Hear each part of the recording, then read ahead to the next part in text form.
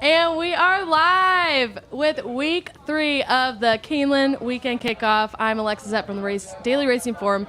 And the Brunette Bonanza is back. What? Joined by Rachel Miller, ABR, Ren Carothers, Peta Geek. That's right. What's up? I know. We're so happy to be here. We had Bailey Armour last week, who was amazing.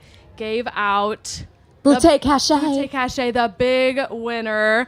Let's show you how that went down. Are you also on the Gina Romantica train here? I am not on the Gina Romantica train here. Okay. I am on the 10 horse from the Chad Brown barn, Boutte Cachet. How do we decide to say it? Boutte Cachet, I believe is the correct way, which I love that. It sounds real Cajun French, and in a Georgia accent, that's kind of tough. Do it. So, Do it. Boutte Cachet. It kind of rhymes. Yeah, it sounds Georgia. Yeah, it's going to sound Georgia no matter what.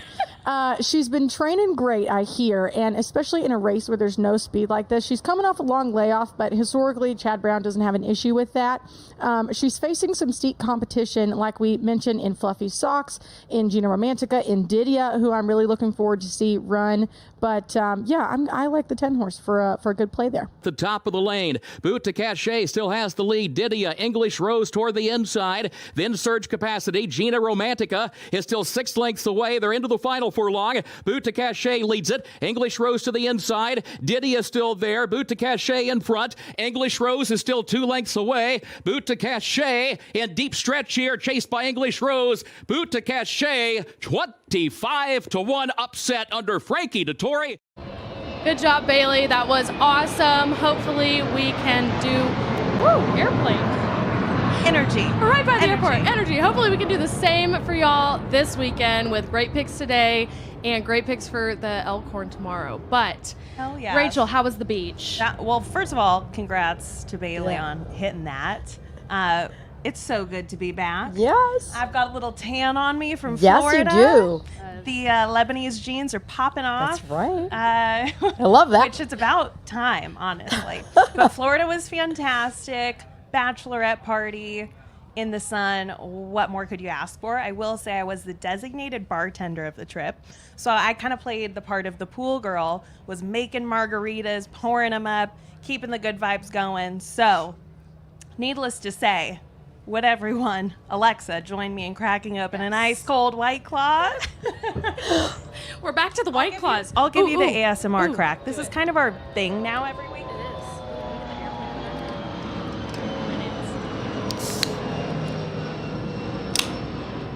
Oh. Damn.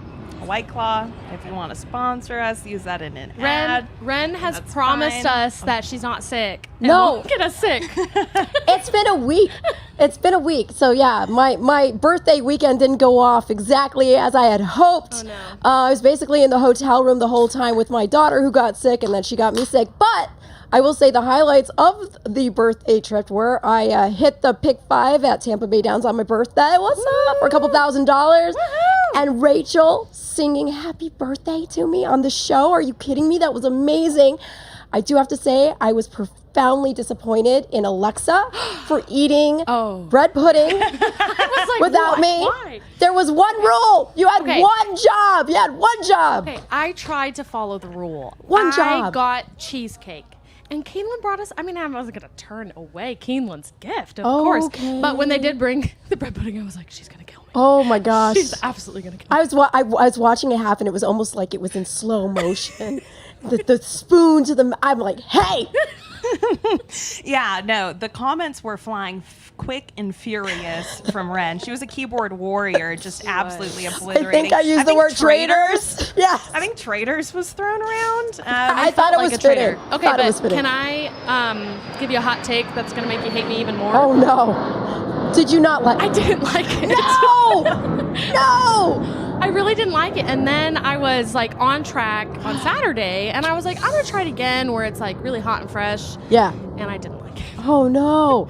So I just don't think, I don't know, it's that like hot bourbon flavor. Not Just wasn't for me. not to sound fancy, but I was up in the corporate suite before we went on the trip, and if you are get fancy. And if you get the bread pudding up there, you have like a brick a brick of bread pudding, and it's just slathered in that icing and the bourbon sauce. It's incredible, and I ate 2/3 of it, maybe a little more than that. But it's huge. It was your birthday. You know. So, proud of you. You know. It is. It's unlimited sweetness.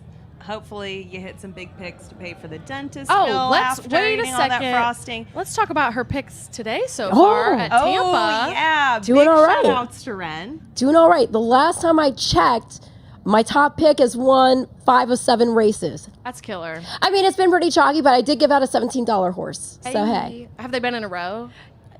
Some of them, I had one little, hitch in the giddy up, but we'll see how the rest goes. It's a 9-race card. Basically, pay attention to Ren today because she's on it. I don't know.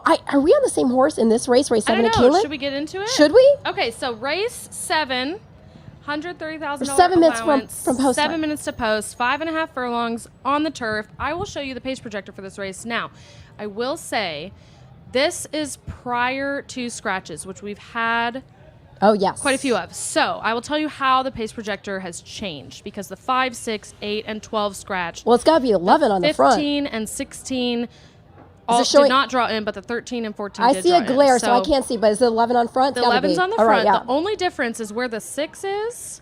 The 13 is in the place 'Cause of the the 11 6 on the early speed. The And 11 then is lone speed. Right. And then the late speed, again, shows the 11 carrying.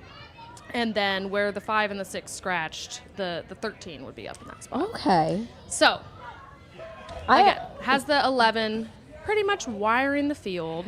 Well, see, here's my thing. I was really torn because I wanted to go with the 11, who is Just Might, It's 5-1 now, though. on top, which is a great price. My concern was the drawing over from that post. Now, it's not so bad because you do have a good part of that back stretch to make that move, and you are lone speed. So if you can get out real sharply and clear, then yeah, you're going to get to the lead, and hopefully you can go all the way. He has been reeled in, but as of late. But that being said, the horse I ended up going with is not as good a price now anymore, and so I might go ahead and just hope that he can break sharp and get there, because Oceanic originally 6-1 on the morning line. That's my top That's pick. your top pick. Okay, Yeah, that's let's my talk top about pick. Oceanic. I mean, I think the horse is fast. Yes. I think he can throw out last race because it was synthetic. It was synthetic. I like him here. He's And been it was a running bad- big not only- numbers in not tough only- races. Yeah, and barely missing. And not only was it synthetic, but he had a bad start as well in that race.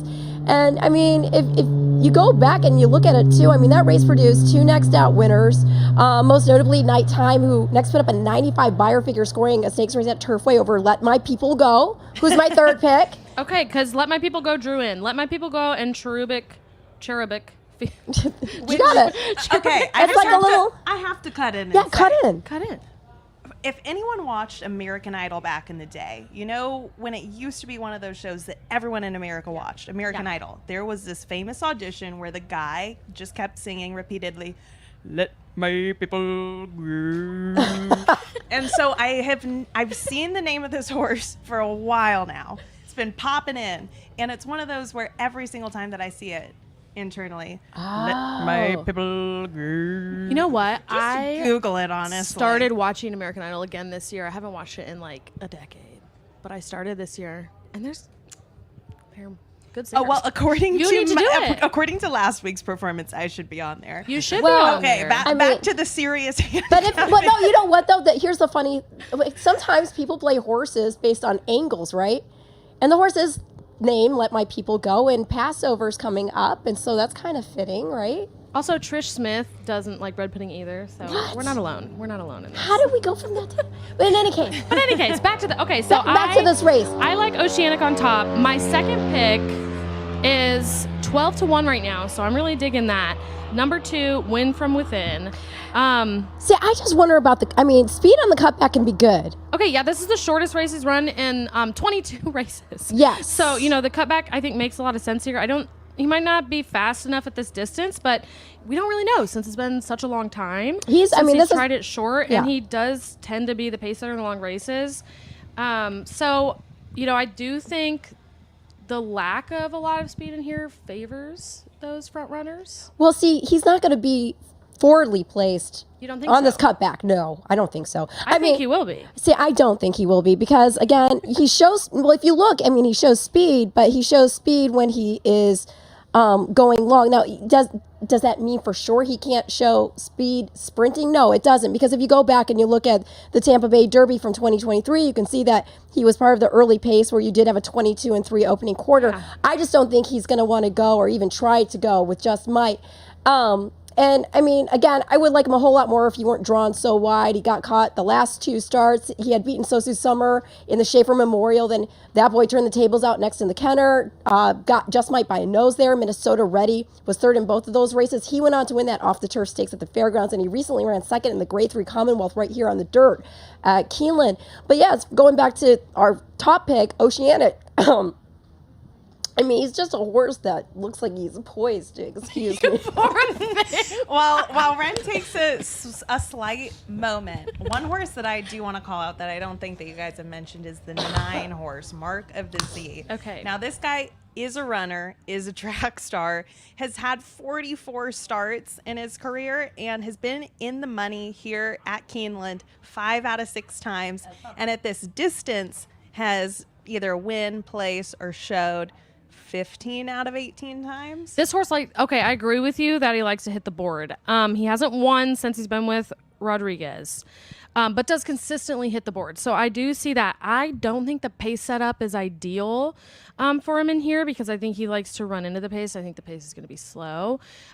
So that was kind of my reason for kind of downgrading that horse in this field. But you are getting 10-1, so that's valid. I do like Just Might, though. I mean, at 5-1. That is pretty decent price. I thought we would get lower odds on that. That would be my third pick. I think he could wire the field.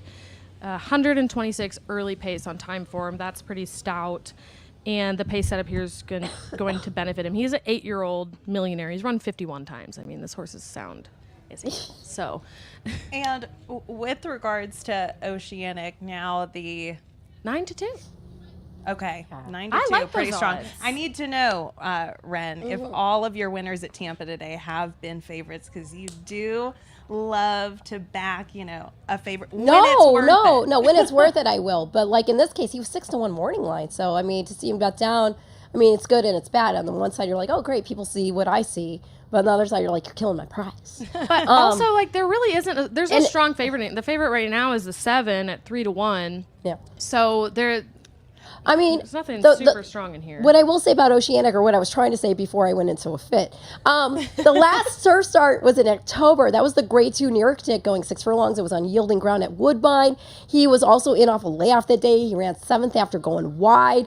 But, that was just a half length off. He finished off Big Invasion. And that horse went on to get beat just a neck by No Balls in the Breeders' Cup Turf Sprint.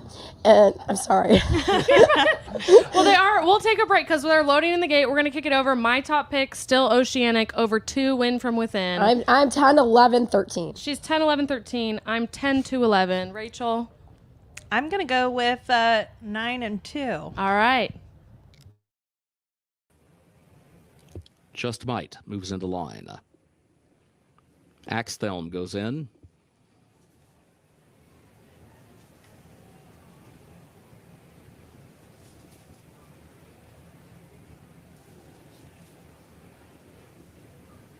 Here is Let My People Go.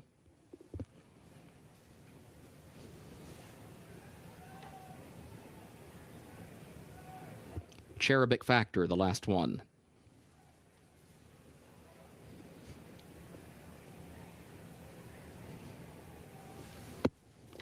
Goes in, they're at the post. And they're off.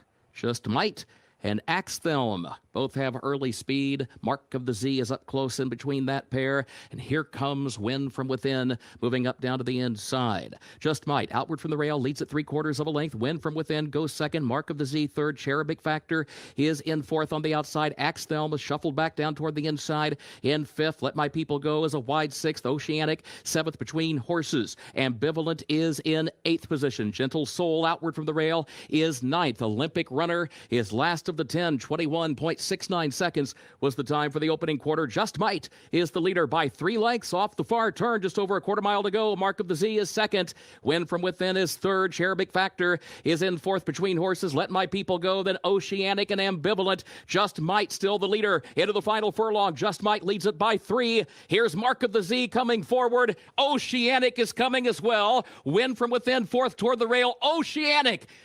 Big strides to come forward and take the lead in deep stretch. Oceanic. Ray Gutierrez to win it. Just Might did hang on for second. Photo for show. 5 and Well, I'll fist bump you. Yeah, baby. no, we killed that. And 6 to 1. We got the morning. Wasn't it 6 to 1 morning line? Did we get it? Did we get the morning line? Let me see. Yeah, we got 6 to 1 on it. Right on. Just Yes. Might in second. I will say my Win from Within did take the early pace. Well, he didn't get the lead though, and that's what. And he can't keep up that way. But I know, but he did. He did go. great. He did show some early speed. Yeah, he did show some early. And Rachel, you're 9. I was getting a little bit excited. As you can Your see, horse the would 2 not change and the your 9, lead. He would not change his lead. He was just drifting out in Who the ended lane. up in third? I think it was You between know what? the But 2 and see- the 3. hung out. But see, let me just. Yeah. Yes, he did. So I was pretty excited Oh, there he for a got minute fourth. with the 9 and the 2. Fourth or third. It's close for I think third. it was. Well, can I just say we're not just pretty faces?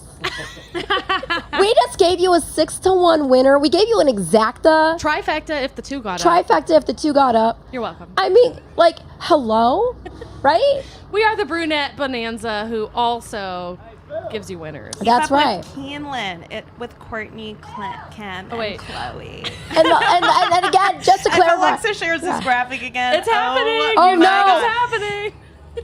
yeah. gals are back. And so Gals you are know, back. have you seen this girl? She actually. and they're giving heat fire picks, okay? I know. I can't wait to see if I had this trifecta almost cold. And this is not me trying to talk with vocal fry, by the way. This is just unfortunately my voice right now.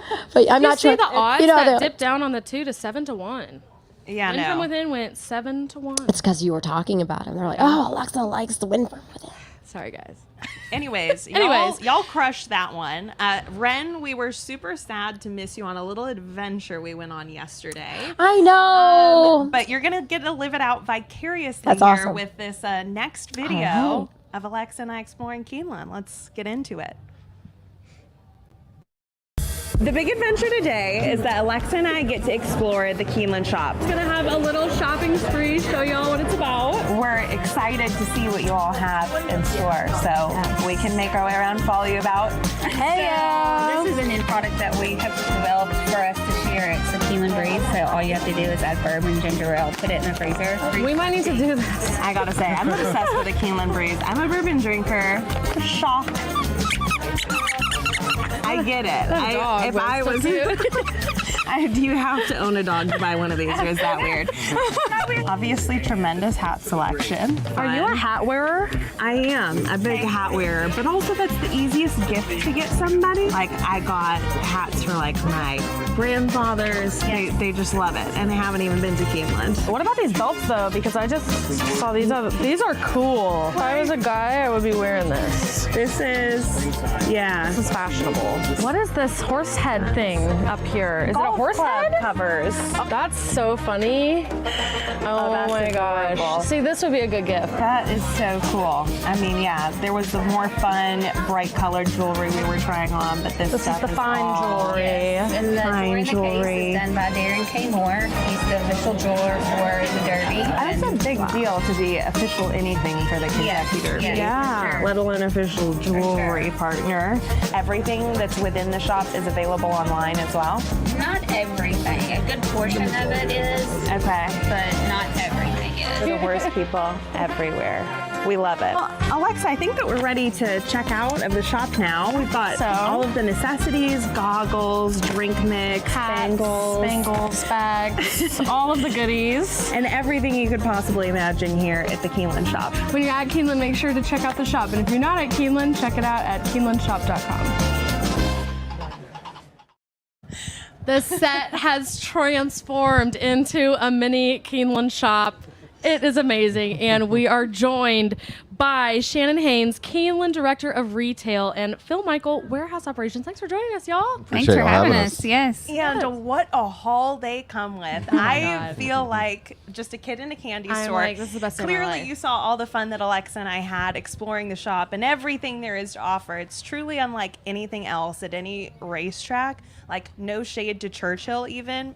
But anything that they do around Derby doesn't even hold a candle to the kind of stuff that Keeneland has. So Appreciate it. why don't you walk us through what all we have going on here? Well, we brought up a few of our best-selling ball caps here for you. We got some Keeneland Breeze Mix I'm here. obsessed with the jockey one. Oh That's my definitely proven bestseller. That one is very, very good right there. It's just incredible. And I must say that my eyes are being drawn to this bag of Keeneland Breeze. We did. So, We did mix up some Keeneland Breeze slushy for you guys. We gotta let you to try it. We have brought to some for try y'all it. to try. are we going to try it here in You're live? gonna try it right now. Okay. I'm gonna get some for y'all. And it's these been out cups, of you the guys, freezer for about 15 minutes, so it is freezing perfect quickly. slush. So Yes. yes, The perfect scooper and slushy. everything. Oh my god. So this is so cool. So people literally just pour stuff in the bag, stick it in the freezer, and then it's ready to rock and roll. Yep, you just take 2 cups of bourbon, 2 cups of ginger ale, 2 cups of water, shake it up, put it in the freezer, and Oh let my it freeze gosh. for about 4 to 6 hours, and you have the Wow. Keeneland Breeze. This is going to be my first Keeneland Breeze experience. I didn't get any of that on the microphone. That was fantastic. the ASMR. great job. little- We have had a food segment on every show, and you did great pouring that on live TV. 'Cause I appreciate it. I poured cold burgoo out on live TV, and it was not as glamorous. It was crazy. She really wanted to do a burgoo review segment, had not had it before previously, and she put it into a thermos essentially, and was pouring it up on set, and it was pretty unsightly. Pouring up some Keeneland Breeze is beautiful. Cheers. Cheers. Okay, let's get into this. Oh, That's so good. that is dangerous. This show will get Ren, sorry, you're going to be picking us up off the floor we after this. empty out Because that that's a bag. whole bag. Ren, we have a cup for Ren you is not too. We have a cup for you as well. Oh, and you That can't is even break good. it because these are flexible This cups. is like the perfect tailgate setup right here. It is ideal. And I can say that the action and the amount of traffic that was within the Keeneland shop was outstanding yesterday, even on a Thursday, weekday, Wednesday. Yeah, I mean so, the buzz out here is so good. I mean, I just love it out here. and the community really shows up and shows out and supports everything. I see a couple things that are even in the UK blue, which is obviously yes. essential. There's to like a all whole things section, isn't Lexington. there, with a lot of UK stuff in the We do shop? have I a mean, the UK shop section. has everything you could ever need for you. Gifts. I am that person when I go to buy gifts and I end up leaving with more items for myself than everybody else. I still get the gifts, but I know. I was so close to going on a shopping spree yesterday, but I Really? said, no, I'm going to pick out the things that I have my eyes on, and then I'm going to come back. I'm going to the races tomorrow. Yeah. And I'm going to come back and come in with a hot. plan. With a There you go. plan. There you go. Well, it sounds like you had a good race this last race, so Yeah, you might have we- a little money in your pocket to spend. Exactly. We crushed it, and it will all get spent at the Keeneland shop. Exactly. So beyond this, are there any specific things that you want to kind of talk about or feature, or any events maybe that are coming up related to the Keeneland shop? Sure. I mean, I think we most importantly want everyone to know that we're open year round. A lot of people think that we're only open in April and October, and we are open year round to the public, and we have a location not only here at Keeneland, but we also have one downtown at our Mercantile location. And then KeenelandShop.com is open 24/7, so that's always available for you to shop there. So events, we've had a lot of great activations already this month, but tomorrow we're pretty excited. Do you want to talk about what's going on tomorrow at the North Terrace? We have a hat bar Yes. from Darling & Co. coming out. They'll be at the North Terrace tomorrow. Okay, and what kind of hats? 2 kinds. We actually have a trucker hat that she can do patches on that are all going to be like equestrian themes, or you can actually get a more derby custom hat done with like ribbon and pearls. And they also have a vendor that will be there doing permanent jewelry. Ace Links is the vendor that will be doing that. So you'll have to Wait, definitely where is check this? that out. At the North Terrace tomorrow. All right, And you're coming to the track tomorrow. We'll be there. So. We will be there. Take our whole paycheck, honestly. I am a big fan of the permanent jewelry. I got this welded onto my Okay. body in October. I had not heard of at that a before. winery in Idaho. Really? So I might add to the collection. Didn't know that was a thing. I didn't know it was the thing either until recently. I heard you say that. I was like, I really don't know what that means. Yes, They just like yours I'm for going to life. check it out. I want to find out what it's all about. I want Oh to my check it out gosh, tomorrow. this is so fun. I love new experiences. Yes. So, and when we have these activations, it's really important to us that it's, local people. She's a store out of For Sales, Kentucky, and just trying to really collaborate with local vendors and get them out here. So it's just a good partnership between us and the community. So, Yes, I know that you all pointed out a couple. It was a jewelry maker that had some very unique Secretariat style jewelry that I believe Yes. you said was from London, Kentucky. And then also the clothing line Yes. that's local, which is, again, amazing. Not outsourcing something to a huge manufacturer that's Yeah. overseas, but really leaning deal. into the local community. sure. No one knows better than the locals what we're like here and what we're looking for. So it gives us a chance to be really creative with our merchandise as well. Which, So creative. Which, if you missed on the little reel we had, the dog toys, amazing. The dog collars, toys, amazing. the hats design, which, by the way, Shannon shared with us, she's being very humble, that she is one of the people that comes up with these ideas. So she's essentially, a merchandising expert. Yeah, I don't know if I designer would go over so far here. to say that, but We'll we're go so far. we're a small team, but we work together really closely. So there's not one thing that's really done by one person. It's, we bounce ideas off of each other every day. So It's amazing. Well, thank you for bringing us amazing everything. I'm curious, is this staying with us, or do you want to take this on the road? We'll staying take a with couple you. things back. Not- We'll take a couple things yes. back. A few things are going back, but a lot of it's staying with you. Yes. I'm obsessed. It's dangerous. That Keeneland breeze on this live show is danger, but we are happy to have it and very happy to have had you We out appreciate it. Yes, Make sure thank to you follow so us on much. social, Shop Keeneland. We do a lot of giveaways. We did Mother's Day. We'll do Father's Day, and we have one coming up this weekend. We're giving away. It's an authentic street sign. When I say authentic street sign, it is legit It street says sign. "Talk Derby" to me. Yes. You So Talk just gotta Derby you just to gotta me? follow us on Love social that. and get a chance to win. And you said that's at Shop Keeneland. KeenelandShop.com. KeenelandShop.com. And then Yes. on social media, It's at Shop. Shop Keeneland. Shop Keeneland. Yes. Either way, you're You'll going to find us. find them. You're going to find them.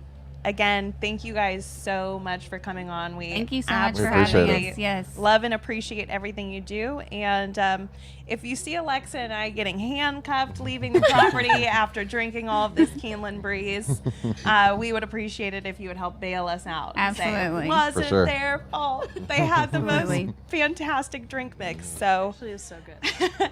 we'll keep posted on social media for those contests. And thank you all again Thank for you coming so Thank on. you. much. Yes. so Have much a great for being rest on of here the with meet. us. Enjoy the rest of the day. Absolutely. Amazing. Oh, Seriously, you have to Alexa. go.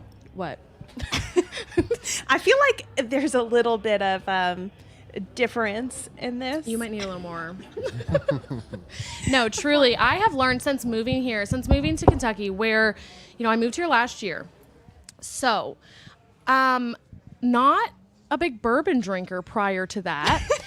And There was one time that you drank a lot of bourbon. oh no, Alexa. are you going to out me on this moment? It was on Halloween, and we were both dressed up as Snooki. I embrace Snooki. And is that the night that everything changed for you? Yeah, it really did. It was, I can't say it was my best moment. Well, we were dressed up as Snooki. We embraced Snooki So- really hard. Like, All in all, that is an yeah. on-brand But I have been experience. working on my bourbon tolerance. But like I said, I'll be slowly sipping on Very- this on live TV. ever so slowly sipping away. But Well, while we do that, we would also like to welcome our next guest. yes. We would love to welcome to the show our next representative from the Ed Brown Society. We've loved having some of their members on every single week. So would love to welcome to the set Clark Williams, Ed Brown Society president and co-founder. How are you all today? Great. Thanks for joining us. Doing well. Everything's relative. It seems like the weather is ever so slightly better this Friday than it has Oh my been. gosh, Clark, I think that you came by this at first week, correct? Yes, I did. And this is our very first week, 3 weeks in, that we do not have a fourth wall on this tent. Noticed. And we can actually embrace the tailgating element. And of everyone's Keeneland. here. Like last week, the hill was even closed to everyone but us. So we were alone I've up never here. done the tailgating, actually. Really? Have you? I have not either. Actually. We're all a little bit bougie, but It must be. but we love some tailgating moments. Well, regardless. But it's been great because, I mean, we've had representatives from the Ed Brown Society on, every week. And it's just really been enlightening to hear about the great work that the Ed Brown Society is doing. Well, we're delighted to always talk about the work we're doing, and we're so proud of our scholars and fellows, and we're so happy to have a partnership here with Keeneland. Happy to have a partnership with the Jockey Club as well, and several others. So we're just delighted to always talk about this work. We talked to Greg about the genesis of the Ed Brown Society, but for those who may have missed that, can you go over that again? Sure. So the Ed Brown Society was created several years ago. Greg Harbert and I were two of the co-founders, and we really wanted to celebrate the rich history of African Americans in the thoroughbred industry, but we also wanted to do something that was forward-facing. We wanted to do something to open up doors for students of color to really have great pathways to professional placements within the industry. And we've already seen how effective that has been. I know week one with Greg on, we talked about Charles Churchill and the work he's doing at first. Then we and had then Dayanara Dr. on. Smith Yeah. last week. Absolutely. And it's something that the program seems to be growing and building every single year. And it looks like you guys have a kind of community event coming up on Sunday, a day at the races at Keeneland. Yes, we do. One of the things we do with the Ed Brown Society, beyond what we do with our students, our scholars, and our fellows, is we also want to expose more of a diverse group of people to just really how great this sport is. And so we always are looking at the iconic venues within racing to expose our groups to that. So whether we go to the Preakness or Breeders' Cup or Pegasus or to Keeneland here, and not only coming to Keeneland, but in the Keeneland room on Saturday, we're looking forward to this sold-out event that we're going to have a great day of racing, I'm sure. Oh, that's fantastic. So you guys do these day at the races at those variety of tracks. At those tracks, and many times on really big championship caliber types of days. And it's just been great. We may take anywhere from around 25 or 30 people to as many as 84 or so folks that we'll take to these great days at the races. And is that something that tickets are sold for, or for anyone that's interested in going to one of those events that maybe hasn't before? Is that for members of the Ed Brown Society or open to everyone? It's really for those who have either joined the Ed Brown Society or are part of our friends of the Ed Brown Society, and all those things. You can do that by going to our edbrownsociety.org web address, and Thankfully, the light. The set gets pretty majestic. For those of you can you that We're in actually the hear flight through path. that? Yes. Okay. Thankfully. For those of you that aren't familiar, Keeneland is right next door It's right to across the street. Local airport. So it does make for pretty dramatic races when you have the horses taking off and a plane going overhead. Well, how did you personally get involved in horse racing? I'm curious. Well, it's a very interesting story. I'd love to hear it. One of the things is I was friends with Greg Harbert, for one. And the other thing is I got involved with Living the Dream Stables, the racing syndicates that Greg Harbert manages. And then as from there, I had a conversation with him one day. And believe it or not, Greg had on a T-shirt one day. And it actually had Ed Brown's picture and his name on Yeah. it. And then I asked him, well, tell me about this Ed Brown. And he began to tell me about how he was such a prolific jockey, trainer, and owner. And we had also had some conversations about how can we get more young people of color into this industry and into this sport. And once he started telling me about Ed Brown, I was like, well, let's start the Ed Brown Society. Oh, wow. And another thing that kind of drives me with the sport, I would say, is, you know, as a little kid, I didn't think much of it. But right here in Lexington, I'm from Lexington, and my family comes from the East End neighborhood where the old Kentucky Association track was. Oh, wow. And I had a great grandfather who trained and owned horses. And I really never thought a whole lot about it, but then as I got to working in this a little bit with Greg, I realized that it was kind of in my blood to really work to kind of push our mission forward. That's amazing.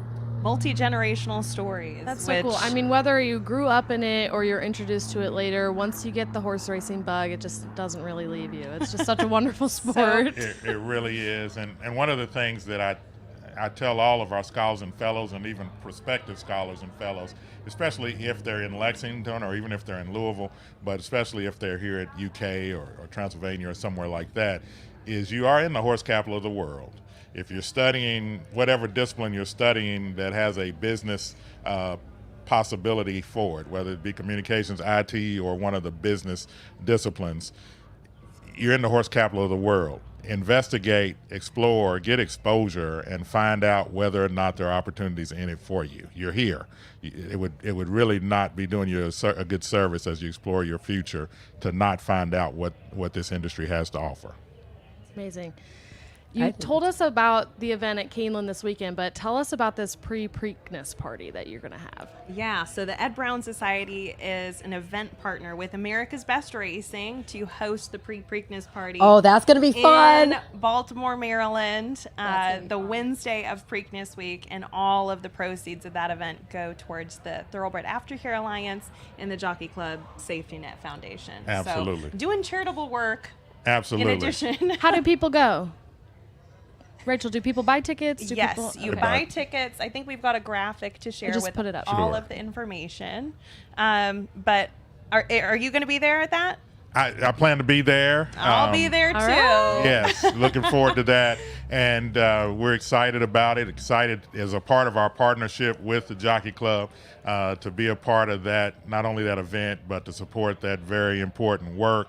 And we also have an Ed Brown race day that Saturday at Preakness. On Preakness Day. So we go right on to Preakness, have an event that Friday night. When we go to those, we usually make a weekend out of it, of course. So we've got an event Friday night.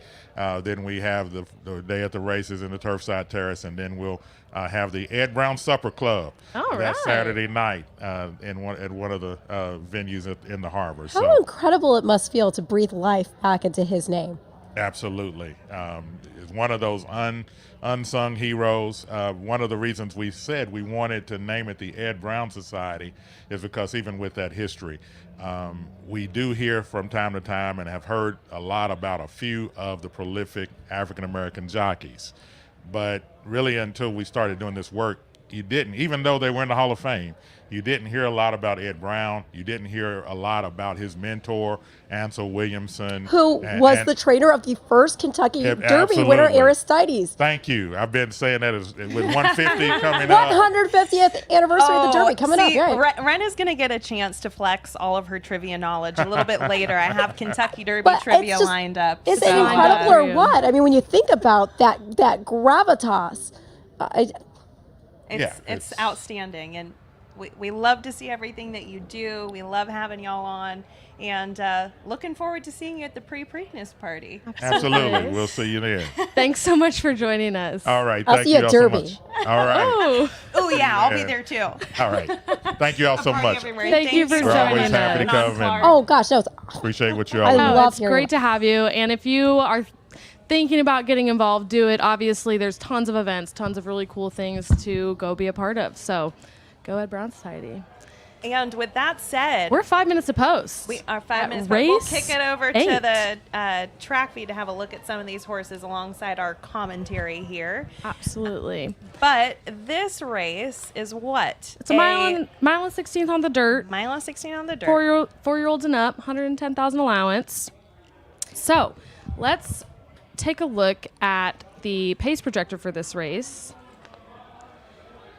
So this race, the 1 and the 2 scratch. So again, ignore those. It didn't really change the pace projector very much, but it's showing a slow speed that favors front runners, and the late pace shows the 10 and the 3. So that is the pace projector for this race. Are we going to agree again, I wonder? I don't know. Who's your top pick? The 10, Cagliostro. We do not agree. That is my... Okay.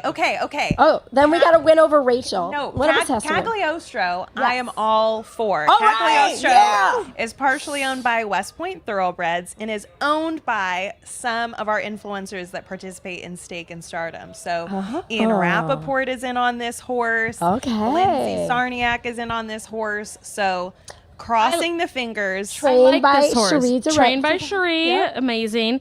I think this is a real deal horse. Been running really competitive But- numbers in graded stakes, but it's 2-1, and I don't think it's that good. I don't think it's good enough for the odds. Okay. So my pick is the number 6. That's my second pick. Okay, Brigade Commander, 6-1 Dallas. morning line, currently 7-1. Dallas This Stewart. is the speed of the race. I think the pace advantages him. Had been having really decent works. Is this hims or hers? I'm always misgendering. It's these a man. horses. It's the man. Okay, good. But is he fully intact? No, yes. Yes, not a gelding. So that's my top pick. My second selection is Single Dot Yacht. I thought this was the Stake and Stardom horse. No. No. You oh. were wrong. Oh, I was wrong. It's okay. Cagliostro, which I've been calling Calistrogo. Oh, no. Which I think sounds like, I don't know, beef stroganoff. I get I a little love bit beef dyslexic stroganoff. when I look at a word, okay? I love beef stroganoff. Okay, but Single Dot Yacht won at this distance at the surface at Keeneland last October. Throughout the last race on synthetic, had a banger workout 3 back. I mean, I just think this is a really good place and fit for this horse. And at the odds at, what is it now, 13-1? Yeah. Yeah. I'm all on it. Here's the deal. Like, a Cagliostro, I think, is going to be the class of the field here. I know Dreamlike is right now actually at 4-5. I can't go there. He's just not. He has no early speed. He does agree. come late, but at that price, I just can't take him. And when you look at Cagliostro, yeah, he's going to be stepping up against older because he's been running against 3-year-olds, but graded stakes competition 3-year-olds. I mean, if you look back, I mean. Was Lax in Action getting beat just a length and a quarter after a wide and troubled trip in the Grade 3 Oklahoma Derby? There were 3 next out winners from that race, most notably the 4th place Raise Kane. Next put up a 97 buyer figure winning Keeneland's Perryville Stakes. He was in that race off a runner-up performance to Il Miracolo in the Grade 3 Smarty Jones. That horse later ran ahead second to O'Connor in the Grade 2 Fayette, and he recently won the Grade 3 Ghost Zapper Stakes. Again, this is the first time taking on older, but considering that class, I think he can handle it. Brigadier Commander Dallas Stewart, as you're talking about. Yeah. Brigade. Brigade. We got Calistrogo. Brigade. You haven't even had any bourbon. No, but this is just me. Brigade Commander. Well, no, there was a horse named Brigadier General, and that's why I keep Okay, getting. you're mixing it up. But yeah, he was disqualified from that win last out. There was some bumping in that allowance at the fairgrounds. The horse who finished second that was elevated to first, that was the Princess Spur, and he next ran second to Pyrenees in that optional 80 N2X here at Keeneland, and you see that Pyrenees beat Brigade Commander in the mud in that January 27th allowance at the fairgrounds, and then Aori went over Wide Dreamlike. I don't think he's a good pick on top. Okay, so you're 10-6. I'm 10-6. I'm 6. And I love Dallas Stewart, 6. so I'd be My happy for him. exacta would be 6 over the 10-9. I would put the Okay. 6 on top and put the 10-9 in second. Rachel. I can tell you that the 3 that I like, 10, 3, and 9, Dreamlike, his last race was the freaking Breeders' Cup Yeah, but why Classic. drop him? I don't think it's a vote of confidence. Dropping him in here after a 5-month layoff to me is not a vote of confidence. Well, no, Okay. I see that doesn't matter to me because it's an allowance. It's not like you still have a condition to run through. So that's the thinking there. And so I think that's fine. But my problem with him is, again, he does not have early speed. And so It's true. The pace doesn't Yeah. favor him, but they're off. We're going to kick it to the track feed. There goes Brigade Commander for the lead and Cagliostro from the outside. These two come to the front. Dreamlight gets away racing in third, and Egon moves up from between horses from fourth as they head into the first turn. Cagliostro to the outside, contesting the lead with Brigade Commander, who saves the ground against the rail. So Brigade Commander shows the way around the first turn, leads at a half length as Cagliostro goes second toward the outside, a length and a half. Dreamlike his third toward the inside. Egon fourth. Glen Airy 3 wide, moving up 1 spot from fifth. Now to challenge from third as they head on to the backstretch. Single Dot Yacht is tucked away near the back of the pack and is right alongside of Havildar, and then a gap of another length and a half or so back to the trailer Game Warden following the opening quarter. Headed up the backstretch, Cagliostro and Brigade Commander continue their battle for the lead. They're matching strides. Another length and a half to Glen Airy, who's third up on the outside, just a half length. Dreamlike, fourth back toward the inside. Then Havildar, who's down toward the rail, tries to challenge now for the fifth position. Egon is outside of that one. Single Dot Yacht is next to last, and Game Warden trails 8 lengths off the lead as they move on to the far turn. Cagliostro outward from the rail, leads at a half length. Brigade Commander is second toward the inside, and then Dreamlike, who's looking to move off the rail to find some more running room from third. They're at the quarter pole and is still 3 lengths from the lead. Glen Airy is fourth on the outside. Now Dreamlike has to go out toward the extreme outside at the top of the short stretch and is coming after Cagliostro. Brigade Commander drops back along the rail toward third, but up front Cagliostro has the lead. Dreamlike is right there, but needs to find more in deep stretch. Dreamlike outside, Cagliostro toward the inside. Cagliostro with the lead. Dreamlike is still trying, but here comes the wire. Cagliostro hangs on to win it by a neck over Dreamlike, who was... Let's get it! Yeah! We're down 2 for 2. 2 for 2. 2 for 2. Well, I'm not 2 for 2 I went against. Hey, yeah, you went against him. I had him in second. I faded him. You know, Brigade right. Commander ran well. Cagliostro ran better. Yeah, which is very exciting again for our Stake and Stardom owners. Yes. Via our program with America's Best Racing and West Point Thoroughbreds. Ian Rappaport, Lindsay Zarniak, congratulations if you're watching this. And what a great segue, by the way. Cherie because DeVoe. Trained by Cherie DeVoe. Yes, absolutely. So that is a great segue because our next guests are from the Horse Racing Women's Summit. We had an event here at Keeneland yesterday that was absolutely amazing. Panels of great women, one of them being Cherie DeVoe. I would love to show y'all a clip from the event. Everyone sitting in the room today is on, the same level playing field. There's no barriers between, oh, she's a CEO, she's a president. It's like we're all sitting in the same room, eating the same croissants, but the same kind of goal in mind. Love networking. I think that's the main point of it all. I think it's great. You get to meet a bunch of different women from different facets of the business, and it's a wonderful networking event. It's so special to have this many women in the room together to talk about horses and horse racing. When I walked in this morning, I thought, oh my goodness, most of the time I'm the only woman or one of few women in a room with all men, which is a lot of fun too, but this was so empowering. I think it's a great place to network, to meet new people, to just kind of all get together and empower each other to go out there and crush it. In between all of our events, the best way to stay engaged is to become a Horse Racing Women's Summit member. You can find all the information about membership at womeninracingsummit.com, and we'd be glad to have you.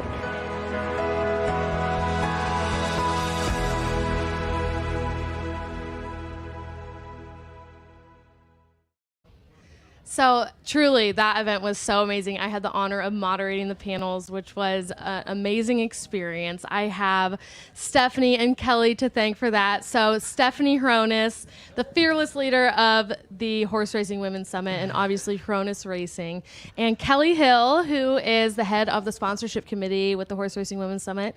And how did you get into horse racing? Because you're commercial real estate. I am commercial real estate. I literally fell into it by accident. There was a lot of alcohol involved. Yeah, what you guys missed there is they came onto the set, and I was like, do you want some of that bag of bourbon that we got? He said, sign me up. So a lot of alcohol, a lot of learning that you could just own pieces of horses, and then I got into a syndicate, and next thing I know, I owned 100% of a racehorse, and a lot of money later, here I am. And here you are, and with your own syndicate too. I forgot to mention, Stay Classy Racing. Stay Classy Racing. We have 0 horses right now. It's fantastic. fantastic. You want to sign up?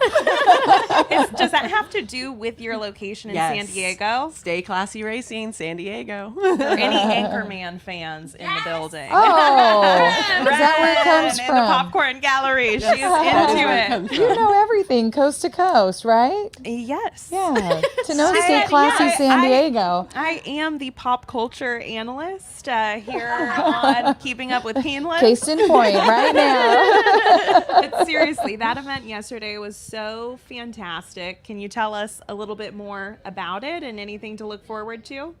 Yeah, thank you. I mean, there's a lot of wonderful things that have gone on in our first 2 years that have led us up to this point, and our plans for 2024. It's been fantastic bringing the women together, and particularly with our panelists, women who are doing really important work, significant work in the industry that we don't necessarily really get to hear from and see them in front of the cameras or maybe being interviewed with the magazine. So we get to showcase them and hear from them and everything that's brought them to where they're at as top professionals in the industry.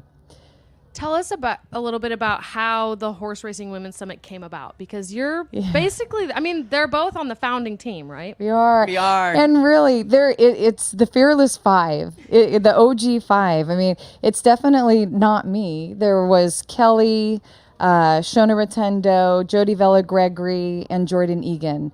Everybody has been there from the very beginning, and it started with a small luncheon at Del Mar, through the Thoroughbred Owners of California. We had a luncheon with women, just wanted to get together at the track, and we sold out and had a great response and had some really good conversations, hearing how women really appreciate the opportunity to come together and not be feeling so overwhelmed and intimidated by all the men around. And we paid attention to that. We had some really good dialogue following it with the team, and we decided we're going to send out a survey across the country. Are we going to go outside of California? I mean, could there be more to this? Or are we going to stay in California? And we got a huge response from the surveys. And we sat down as a team and really dug into it and wanted to make sure, okay, if we're going to go big, like, we're going to do it right and well. We don't want to be a one-hit wonder. And we decided we're going for it. Right, Kelly? Yes. And I'm still wondering, how did I get roped into this? No, I'm just kidding. I know. She showed up. We weren't going to let you go. Well, you know what? What I have seen has been amazing. It's a place for women and men, but really for women to come together and network, right? They network, they learn from each other, they're able to grow professionally and make those connections that they need to be able to make to move to the next step in their career, or to be able to reach down and pull someone up alongside them. I think that's what I've seen with the HRWS over the last couple of years. It's so true. I mean, the programming is amazing at every event. I mean, every panelist we have, every keynote speaker we have is truly amazing. But in my personal experience, I've been to 3 events. Started at Gulfstream. That's where we met. And I'm like, okay, there's something. We need to keep talking. Yeah. I know. You wrote me in, and I'm so happy. I'm so happy. I know she does that. No, because it's truly such a good part of my life. And again, everybody we have speaking is amazing, but the most beneficial part to me has been the networking, has been meeting people, because that's really what the world's about. That's how you move up and do anything. Is just it absolutely is. And in a lot of other careers in other industries, it's very common that people will have opportunities to attend professional development conferences, workshops, and in horse racing, that might be the case for people who are doing continuing education, like veterinarians. But for the whole, like, really, there's not a lot of opportunities to attend workshops, and that's where you have great opportunities to network and collaborate, build collaborative opportunities with other people, and so that's what our goal is, to foster that. So correct me if I'm wrong, but you're an educator, right? Yes. I am. I know. I'm doing that because this whole, like, in my previous life, I remember, like, in the younger days, y'all. Yes, we're gonna include you in on that. But I remember, like, hearing from people, like, oh, in my previous life, and I'm like, oh my gosh, like, wow, like, what's that like? And now I'm here, like, I was an educator for a couple of decades. I was a school counselor. And I finished up working in the schools as a family resource center director.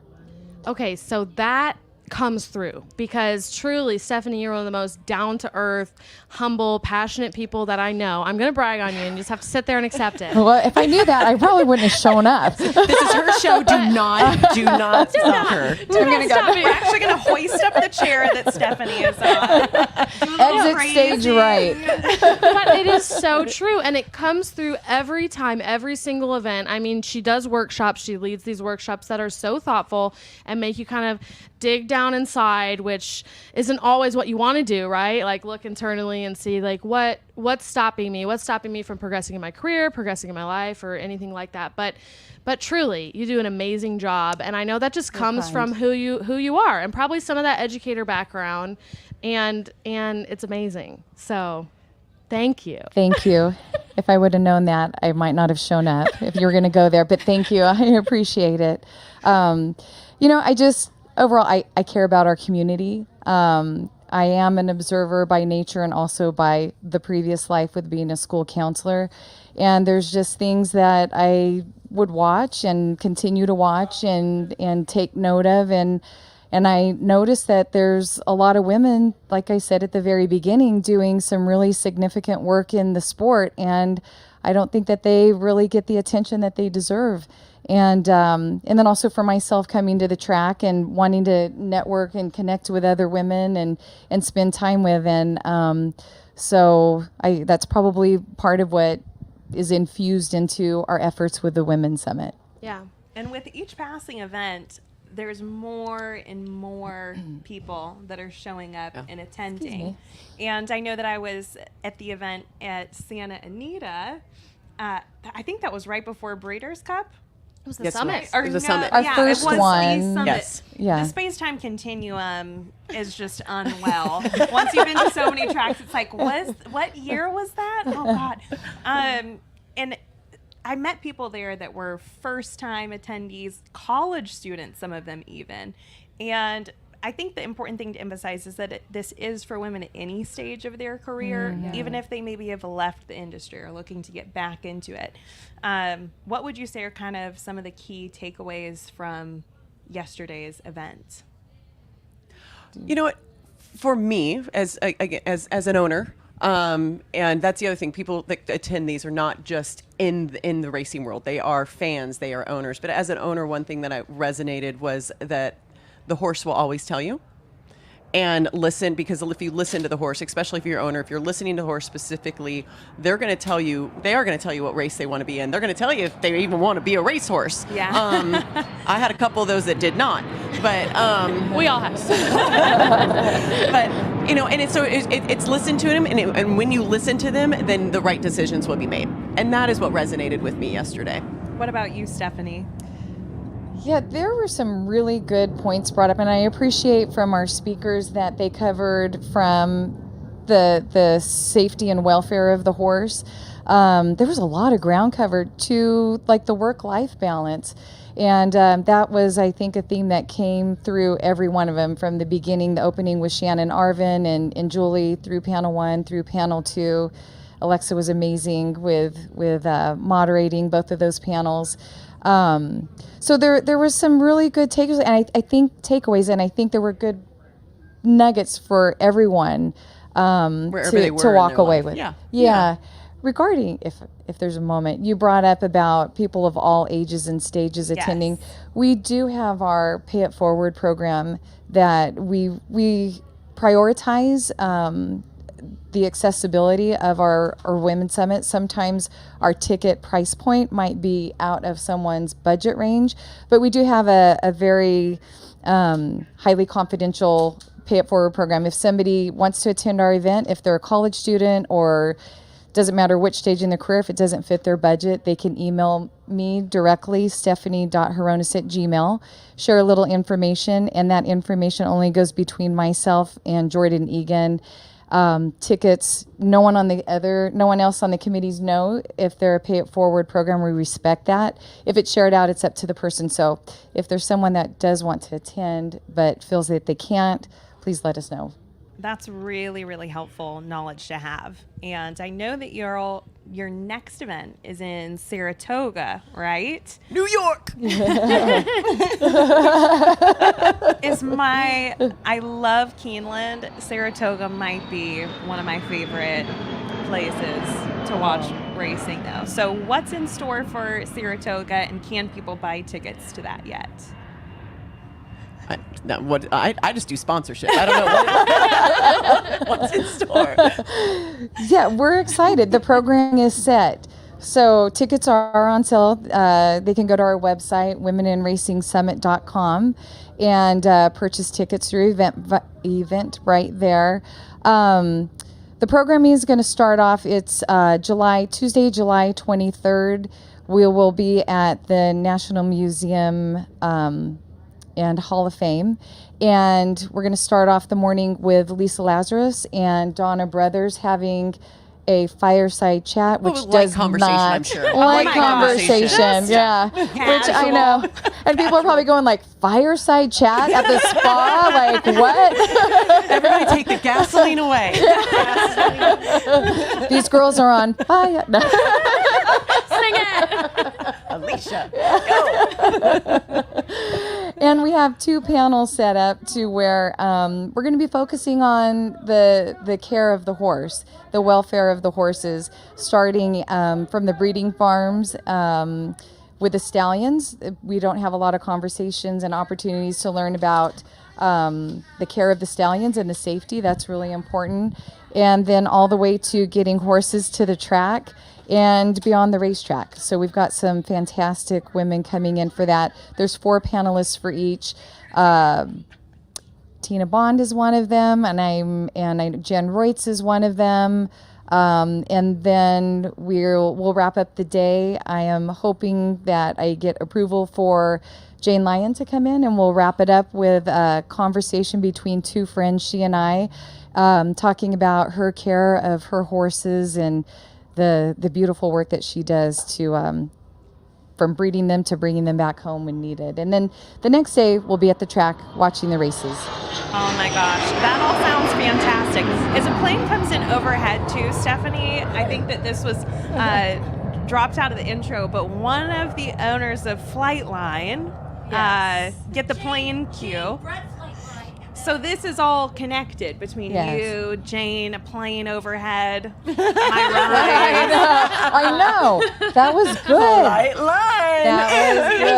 Well, while she's talking, I don't know if you guys saw me do that. It's like, where is my phone? I am booking my flight right now to Saratoga. I am not missing this. No, really, every single event is so unique. Like, that's something that's great, too. Like, there's never redundancy at these events. There's such a diverse group of panelists and speakers. And something we didn't mention either is that the Women's Summit is 100% sponsored. Like, everyone is volunteer. Everything is based on sponsorship.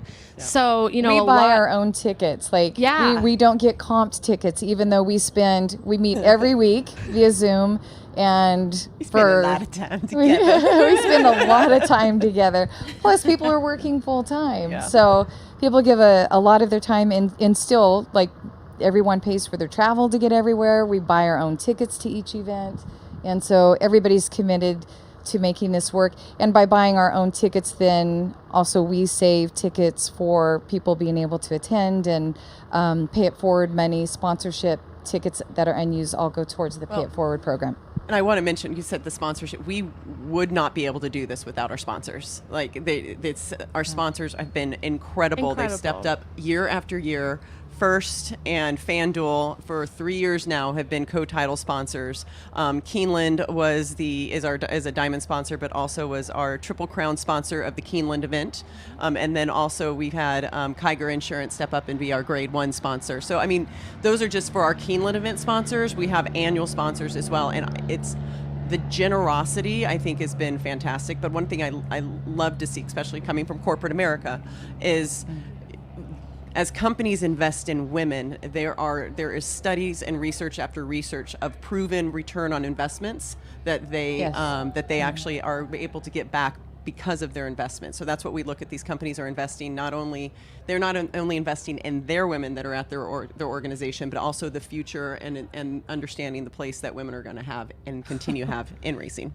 Boom. Mic Boom, drop. mic drop it, on Kelly. that. She Wow. killed it. No, it's true. And I am on the sponsorship committee with Kelly, and I will tell you, we have this year especially opened up the sponsorship to be able to be something that anybody can reach, really. I mean, we have those big title sponsors. We also have just event sponsors if you want to sponsor one single event. And then we have silk sponsors. Oh, which- hey, does anybody like their silks out there? Do you love your silks? Kelly's the best saleswoman in the world. No, but you can be a silk sponsor, tax deductible, everything. And so you can get involved in the Women's Summit, which I highly recommend you doing. It really, truly is such a good part of my life. And you can do it by sponsorship. You can do it by membership because we have membership now. Yes. So please check it out. WomenInRacingSummit.com. Is that right? Correct. WomenInRacingSummit.com. One more time. WomenInRacingSummit.com. You need to make a jingle for that. Ooh. You know what I feel like this is? Have you ever been to the Grand Old Opry?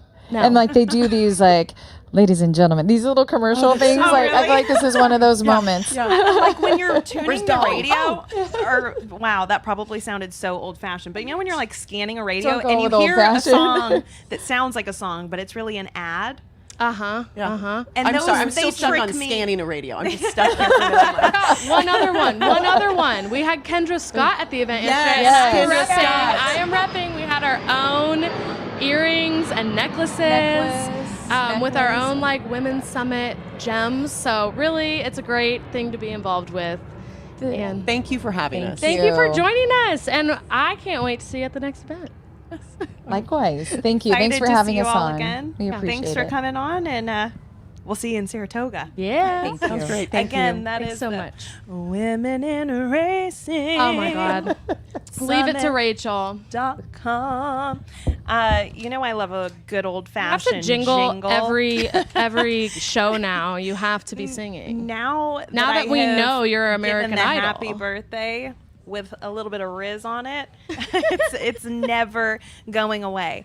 And who knows if the singing component is going to play into this, but as Ren gets set up back on set with us, we're going to dive into handicapping some of the Double Dog Dare, which we got 9 minutes to post We got on that. plenty of time. And what's a race called Double Dog Dare, if not to Double Dog Dare?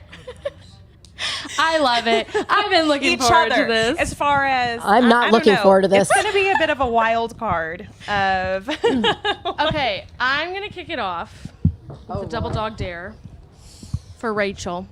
Okay. Speaking of your pipes, let's see your rap game. Oh no. As far as what we're doing out at Keeneland here today, I don't know that I can this is race 9. Let me see if I can get into the bit. If there's anything that I can incorporate. Okay, we're looking I'll give at you a horse second, but I'm going to names. Double Dog Dare Rachel to wrap her pick for us Okay. for this race. Okay. I will attempt to beatbox for you. Oh my It's gosh. going to be a bad beat. A bad beat. Let me know when you're ready. Okay. Give me a beat. Drop it. How do I drop a beat? See, we said that this was going to be... I can... Yo, we're going into race 9, feeling so fine. I really like the one named Rage and C. The other one I like, got me feeling away, is Loved. Loved. Got Gaffleon on board. He's looking like a tornado in the... That was amazing. That was That amazing. is some of the most unhinged... I'm sorry. Is any other broadcast giving you this quality No. content? No, that's why you tune in with us. Exactly. Brunette Bonanza. Hi. My gosh. Okay, your turn So to Double Dog essentially, Dare yeah, somebody. no, it's the 2 favorites, the 1 and the 4. Okay. So the 1 isn't a favorite though. Well, it's a 7-2. The 3 right now. The 4 is still my is a pick. favorite. The 4 is my pick. Wait. Okay, wait. We need you to do something for this pig. Rachel, Double Dog Dare her. I don't know. What do you want me to do? I'm slightly concerned here. Yeah, Ren, we know that you're on a bit of vocal Yeah. rest. To rest. So, I mean, if you can give us a little tiny tune of the song of a horse that you're picking, just you Oh can my talk gosh. what you would normally say, but sing talk it. Wait, you want me to see? You want me to? like the Double Dog Dare. You mean you the want? track is fast. It's good. You mean 9 you minutes, 7 minutes to post. You know? You mean you want me to sing my analysis? It's a double Yes, dog that's dare, exactly what Ren. we're doing. Okay, I loved half sister Maxwell, family 1X, which I love. Looks like Lone Speed. She got reeled in last out in the Grade 3 Molly pitcher, and I don't want to subject you all to this anymore because I sound like a cat being run over. That was next level with. We have. I try to go Pavarotti on you. No, my favorite comment that we just got is from Bobby Slonzo said "funky fresh." Oh my gosh, Bobby! Her rap was Bobby's awesome. picture that's his celebration. If you guys don't follow us on Instagram, TikTok, first of all, that's right. What are you doing? What are you doing? Oh, and look at Bobby was the These best are big gambling girls. reaction. Thank you, Joe. Which, Bobby, if you check out the Instagram, the video of you winning your bet at the NHC has about 5 million views. So if you didn't know, you do know now. We know now. Okay, the last person that needs a double dog dare to give her picks is Alexa. So now we both know Ren and I are in on the 4, loved. Am I singing it? Alexa. Is that what I'm doing? That feels only fair. Alexa, I dare you to go get that guy and make him tell us who he likes in this race. Hey, you! Get over here! All right, what's your name? Aiden Wicklow. Aiden? Yep. Aiden, thanks for being here. Are you a college student? I am. So you're here on college day? Of course. Are you having a blast? Oh, there's no other place to be. Okay. Do you have a pick for the Double Dog Dare coming up? Any number. Any number. It's gotta be 6. If there's a number, it's gotta be 6. Okay, you heard it here first from Aiden. From Aiden. Hidden Connection. It's 6. always hidden connection. Oh! Always hidden connection. That's my third pick. Oh, okay. It is also my third pick. All right. Thank you, Aiden. Thank you, Aiden. Love it. Stay in school. Aiden, hey, I got an easy one. Hidden Connection. What does everyone actually think about that? That's not Okay, so too bad. She's making her return. I remember that name Well, from because she wasn't good in the Grade 3 Houston. I totally aspirated the H there. Houston Ladies Classic last out. She wasn't good in the Chaluki either, I know, but she's capable of a big performance every now and then. She is, and she was actually second, beating just 3 quarters. year. Yeah, she 3 got quarters of second leg in this than last last year's Double Dog Dare. She does have some early foot. She looks to be working lights out. Look at the work tab. So maybe we see her, go out there with Loved. Yeah, we did see. I do think she needed to be at the top of her game, though. This But is one where she needs to be at the top of her yeah. game. I like her underneath for my exactas. Now she has been slapping those works. Slapping those works. Absolutely. But my top pick is not the 4 like you guys loved. Are you It going is the favorite. I am chalking out here. On I'm going Scylla? I'm going on Scylla. See, I'm going I'm on concerned Scylla. with Scylla. Coming off of a 9-month layoff. Yeah. Last out, but ran her best figure. Got second by a net to Beth's Dream, who was really tough. Has won at Keeneland before. I really like. And look at. She's my second pick. She does look very nice on the track, She does I will look say. very nice. My concern from her, and she's another one that's royally bred. I mean, you're out of close hatches. And I mean, that horse won the Mother Goose, the Cotillion, the Apple Blossom, the Ogden Phipps, the Personal Ensign. So, yeah, you've got a great pedigree here. You got a great pedigree for distance because not only did your mom do all that, but you're also by Tappet. My concern for her, I watched that race with Beth's Dream. That was awesome. Like, she duked it out like a good thing all the way to the wire just to lose by that small margin in the end.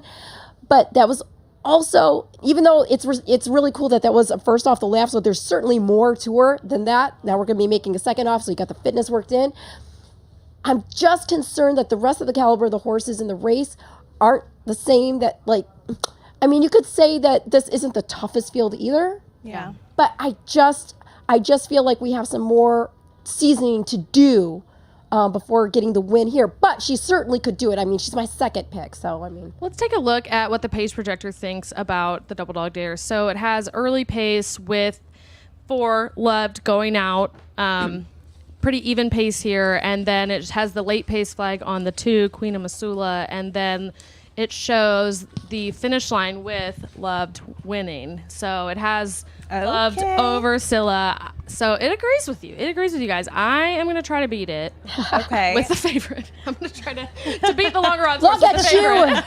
Look at me. Look at you But with I the do even agree money with Love. favorite. You know, I have the even money favorite over Loved, so that is for me a bet. If I were to bet that, I'm not going to bet this race, but if I were going to bet it, that would have to be like a straight exacta for me because there's just not enough value to do anything else. I could see a try with Hidden Connection though. I would do a 3, 4, 6 trifecta. Because don't you feel like she just gets overlooked? Because again, this is a horse. I know that there have been some races that haven't been the best performances, but she's capable of a really good one. Do you want to know what worries me though about Love? What worries? This is the second time in her career to have like a very long layoff. You know, she came back after the first one, 13 months, ended slap. So yes, I know that. And it was at Keeneland, was at same distance, 1 by 11 lengths. 11 and a half. I know. She's been working out well, but the second long layoff, it just concerns me. Well, I don't know. I'm not that concerned about it in this instance. I mean, it's Brendan Walsh. He's so good about knowing when and It where is to place his Tyler horses. Gasly-owned, too. And I mean, the thing is you also go ahead and you look at that. She got reeled in the grade 3 Molly picture at Monmouth. This was back over the summer, as you just said. She got softened up, dueling with Search Results, who was in that race off a half-length defeat to Clairiere in the grade 1 Ogden Phipps. And she went on to beat Hidden Connection in the grade 3 Locust Grove and was just 2.5 off Idiomatic in the Breeders' Cup Distaff. So yeah, I think Loved is going to get an easier lead today. Curl Girl and Hidden Connection, they might show some foot. Again, look at that work tab for Hidden Connection. It looks like she wants to go, but I don't think that they're going to press her hard enough. Well, they're approaching the gate, but I want to say Bobby tuned in again to say he likes Saddle Up Jessie. So real quick, you know, my issue with Saddle Up Jessie, I just don't think this race sets up for her that well. Kind of ran a clunker last out. Even if she ran back to her best, I don't think it's probably good enough here. So Irad is riding this horse, and don't ever underestimate his power. Oh, somebody's been breezing along here. Somebody's had a lot of bourbon. Somebody's Okay, they been are loading in the gate. We're going to kick it over to the track feed. Now Loved. Saddle Up Jessie. Hidden Connection coming forward. Curl Girl will be the last to load. Last one going in.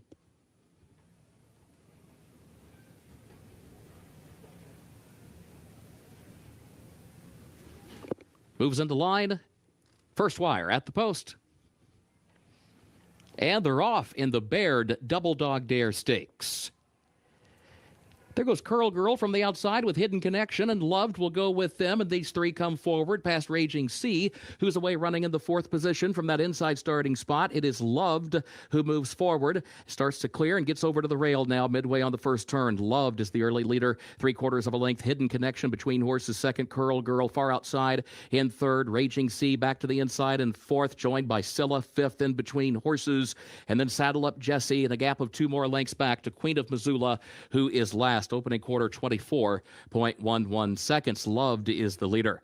On to the backstretch they go. Loved leads at a neck. Hidden Connection alongside. In second, a length and a half to Curl Girl. Far outside in third, a half length. Raging Sea to the inside. His 4th, a half length. Scylla between horses. His 5th, a half length. Saddle Up Jessie, 6th on her outside. 2 more lengths back to Queen of Missoula, who trails for the move to the far turn. The opening half mile, 48.62 seconds. Back up front. Loved to the inside and Hidden Connection to the outside. And these two continue their tussle for the lead. Gap of 2 lengths to Raging Sea, who's third, a half length. Curl Girl has lost some ground to the outside in 4th. Scylla looking toward the inside in 5th. Saddle Up Jessie goes wide in 6th. That pair still 6 from the front. They're moving by the quarter pole. Queen of Missoula is last, and Hidden Connection has taken the lead away from Loved and has opened up by 3 lengths, top of the short stretch. But here comes Raging Sea, and then Loved back toward the inside on either side of Hidden Connection. Raging Sea into the final furlong has the lead. Scylla is running late. She's 4th, she's 3rd, but she's a good 5 lengths behind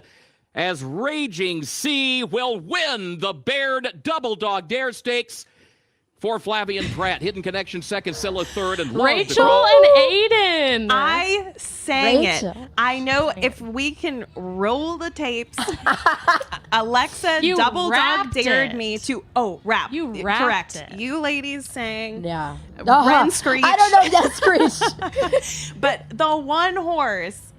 What can I say? Do you know, I feel stupid. It's the one horse like I didn't really dig into Okay, that. I said tracker closer type, which was true. That is really surprising considering those really slow fractions. Yeah. Yeah, well, I mean, she just might be that good a horse now. Because that's Hey, always hitting connection second. I mean, damn, we should have played this exact. And Hallie, which you can see, has joined us on Yes, set here. Executive. Yeah. Oh, hi, by the way. Oh, hi, Hallie. Hallie is the executive director of Horse Country, our next guest. Yeah, guys. Did you have a pick in this race? So I actually really don't love to gamble. I love listening to you all talk about it because I'm not in the weeds of it. I like to watch them run in circles, and that's enough for me. I was rooting for Loved a little bit. I used to work for Godolphin. Oh, and wow. funnily enough, you can see her dam, her mother, and her new little sister on a horse country tour. You know, so anytime those connections win, I gotta be rooting for them. Do you get to also see her half brother, Maxfield? If you go to their John and Bell farm, you can also see Maxfield. Oh, I got to see Maxfield. Yeah. I love him. Yes, Tell us beautiful horse. about Horse Country. Like, what are these tours you're talking about? Yeah, absolutely. So really what we do in horse country, it's like thinking about going to wine country, right? Like you're going to go see these beautiful vineyards, you know, try some of their wine, or if you come to the Bourbon Trail, you know, Bourbon Country here in Kentucky, you're going to go to these distilleries. It's our industry's attempt to kind of copy that. So you get to come, of course you can't try a horse, but you can look at these horses, right? And connect with champions like Maxfield, see future champions like his little sister that's now at Gainsborough Farm.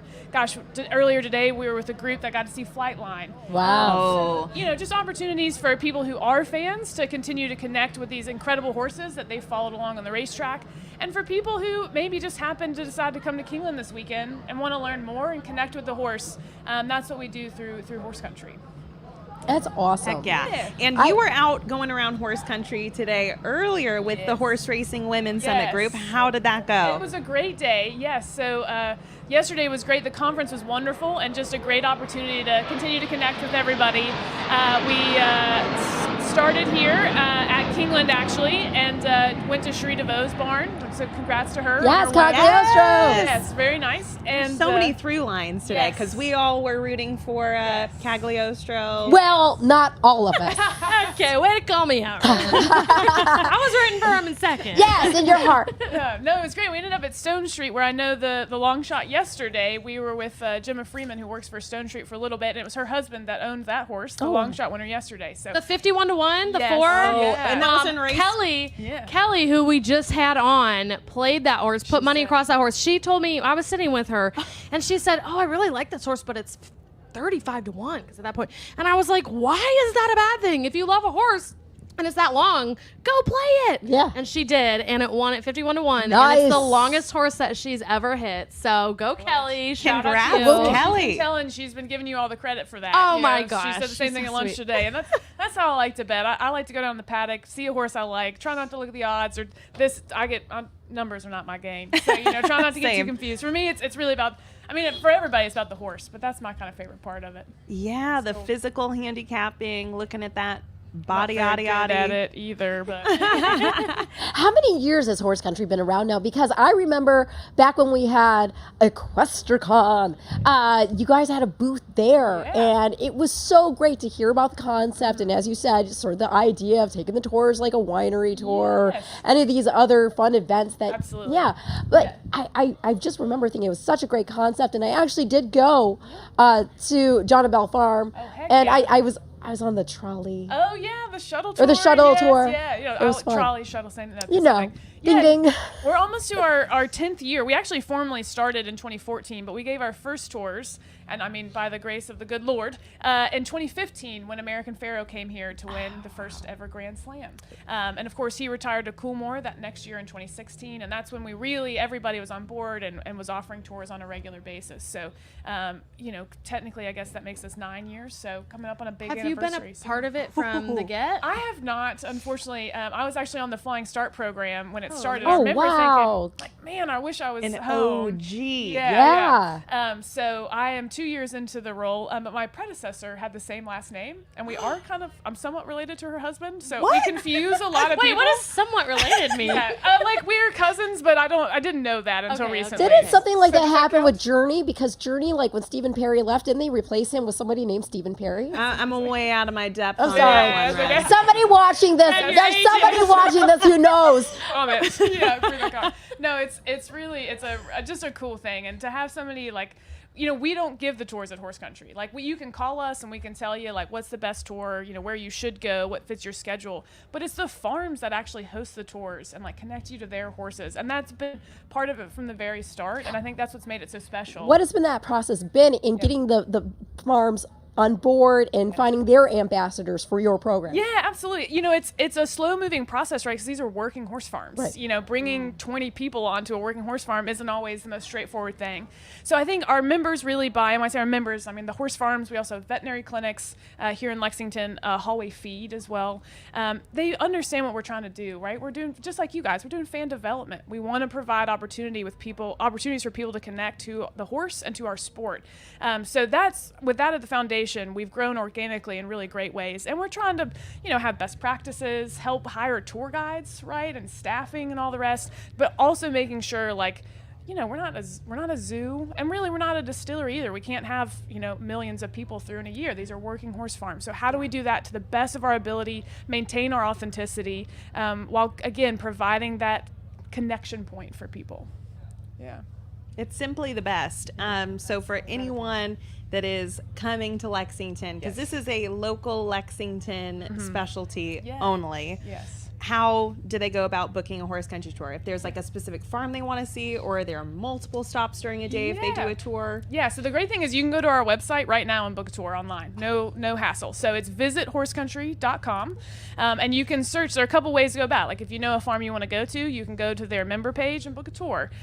We have an upcoming tours page if you're just kind of looking to see what's available.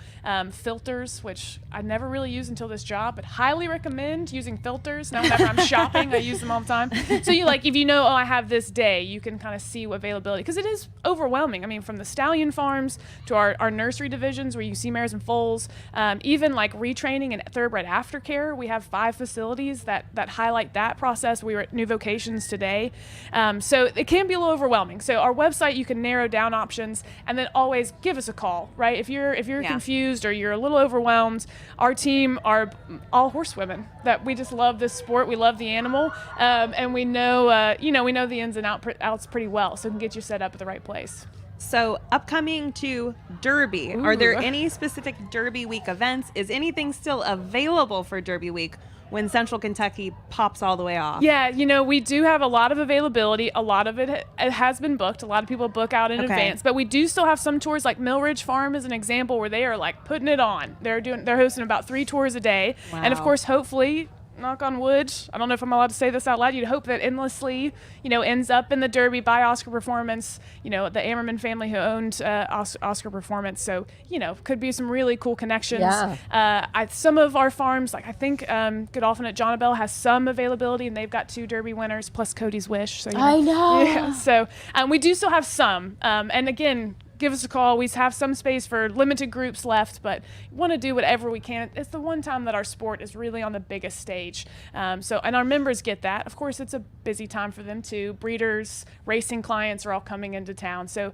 but we're doing our best to make sure. And that foaling season's still going on. Yes. And breeding season too. Yes, yeah. It's like spring isn't busy enough. No, We've right? got all these things, but it's an exciting time. And actually, even Keeneland, they're hosting a handicapping event at the library. Not just across the main building there from us now, and so a few fun things like that are out and about as well.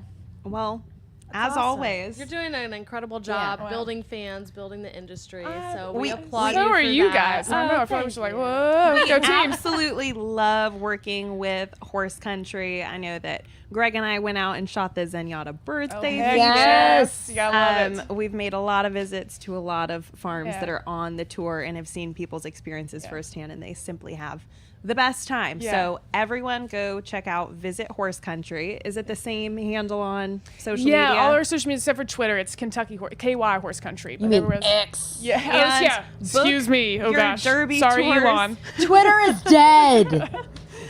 Elon killed it. Yeah. I love the X. Yeah. It's so aggressive.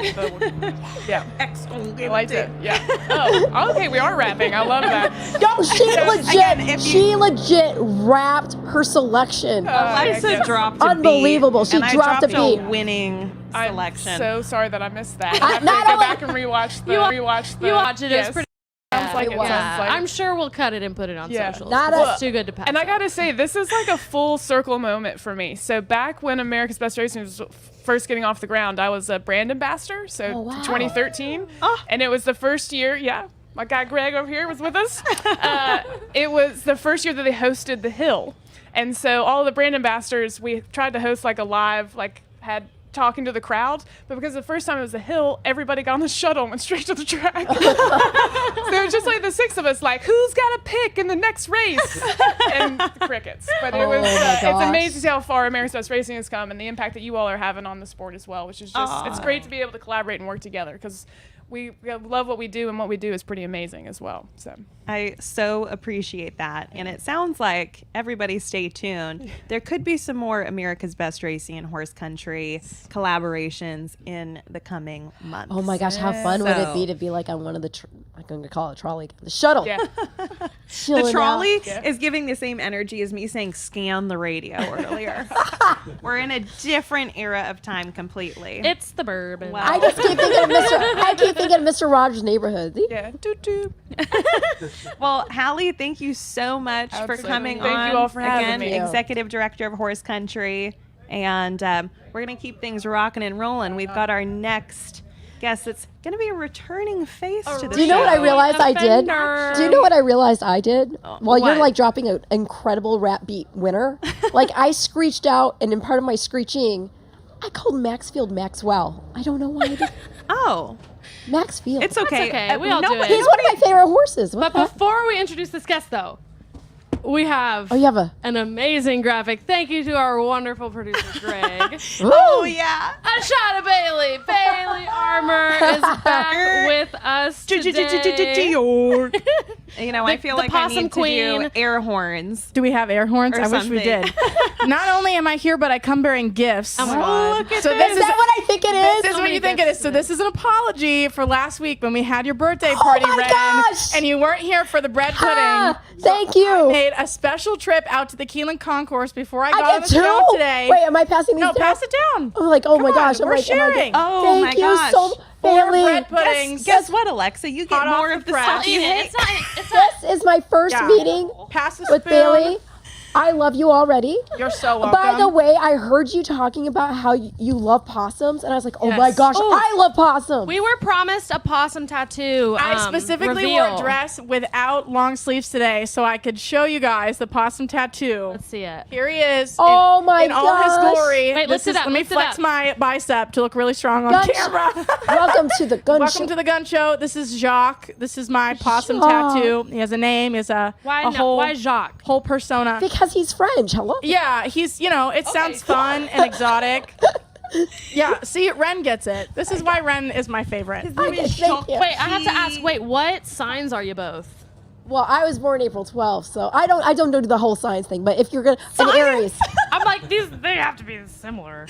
I grew up on a thoroughbred horse that you're farm. an Aries? Yes. Yeah, But that's an Aries. I grew up on a horse farm, and we bred thoroughbreds, but like we'd have possums, and this one possum, he'd come up to our porch, and we'd feed him like dog food, and he was awesome. Oh yeah, they'll eat anything. I love him. But anyway, So the two of you are possum Besties. fans. yes, Big we're. possum girl. I'm so happy right now. And there's Yay, Ren, Ren. finally getting in you forgive on me? her Do you birthday forgive bread me now? pudding. Well, you didn't bring this for me, but it's okay. I forgive you. Hey, who asked? I forgive you. Oh, All thank is you, well. Bailey. You're Every- so welcome. It's so good. The Okay, I'm debt. gonna try again. Maybe the third time's a charm. I don't know how warm it is today, but It's warm enough. pretty it's good. good. Oh, yeah. dig it. That This is Jill- better than the last two. It's because I brought it. Specific. That's right. Good. Hold on, I Well, gotta set this while everyone's digging into their Keeneland bread pudding, I have set up a little game for all of us to play. Oh, I like I that. love games. We love games. And this game This is one called... required me to sing again, though, right? No, you're Thank goodness. safe. Okay. But I don't know, unless we set up like a point structure for whoever does it no. best, whoever finishes I'm with the scared least of That points. many questions? But I have Kentucky Derby trivia. Okay, so these are 7 different questions. Oh boy. And if anyone actually reads the articles on americasbestracing.net, you would know some of the answers to these possibly. How fast can I type? But Yeah, right. it is very I have a pen. I'm keeping I have a score. mouthful of bright pudding. I can't do it. No, Bailey, you can't look it up. No cheating. Don't worry about me. Bailey's a cheater. Okay, so I'm going to give 3 different options, like an A choice, a B choice, and a C choice. Ready. It's multiple. And yeah. this is varied. So question. Wait, how do we number one. like? Do we just yell it out? You can all think about it. Are we Some of buzzing you in? can be on. We're all giving an answer. It's not like whoever says it first. Yes, I think everyone can put in an answer. We have to wait until you give the options, right? Okay, yes. Okay, So, question number 1 of our Kentucky Derby trivia. What is the most common color of Kentucky Derby winning horses? Is it A, chestnut, B, bay, or C, brown? Bay. Okay. Who said that? That was Ren. Ren says bay. Bailey? Also says bay. Alexa? Well, I don't know. I just want to be dissenting, so I'll say brown.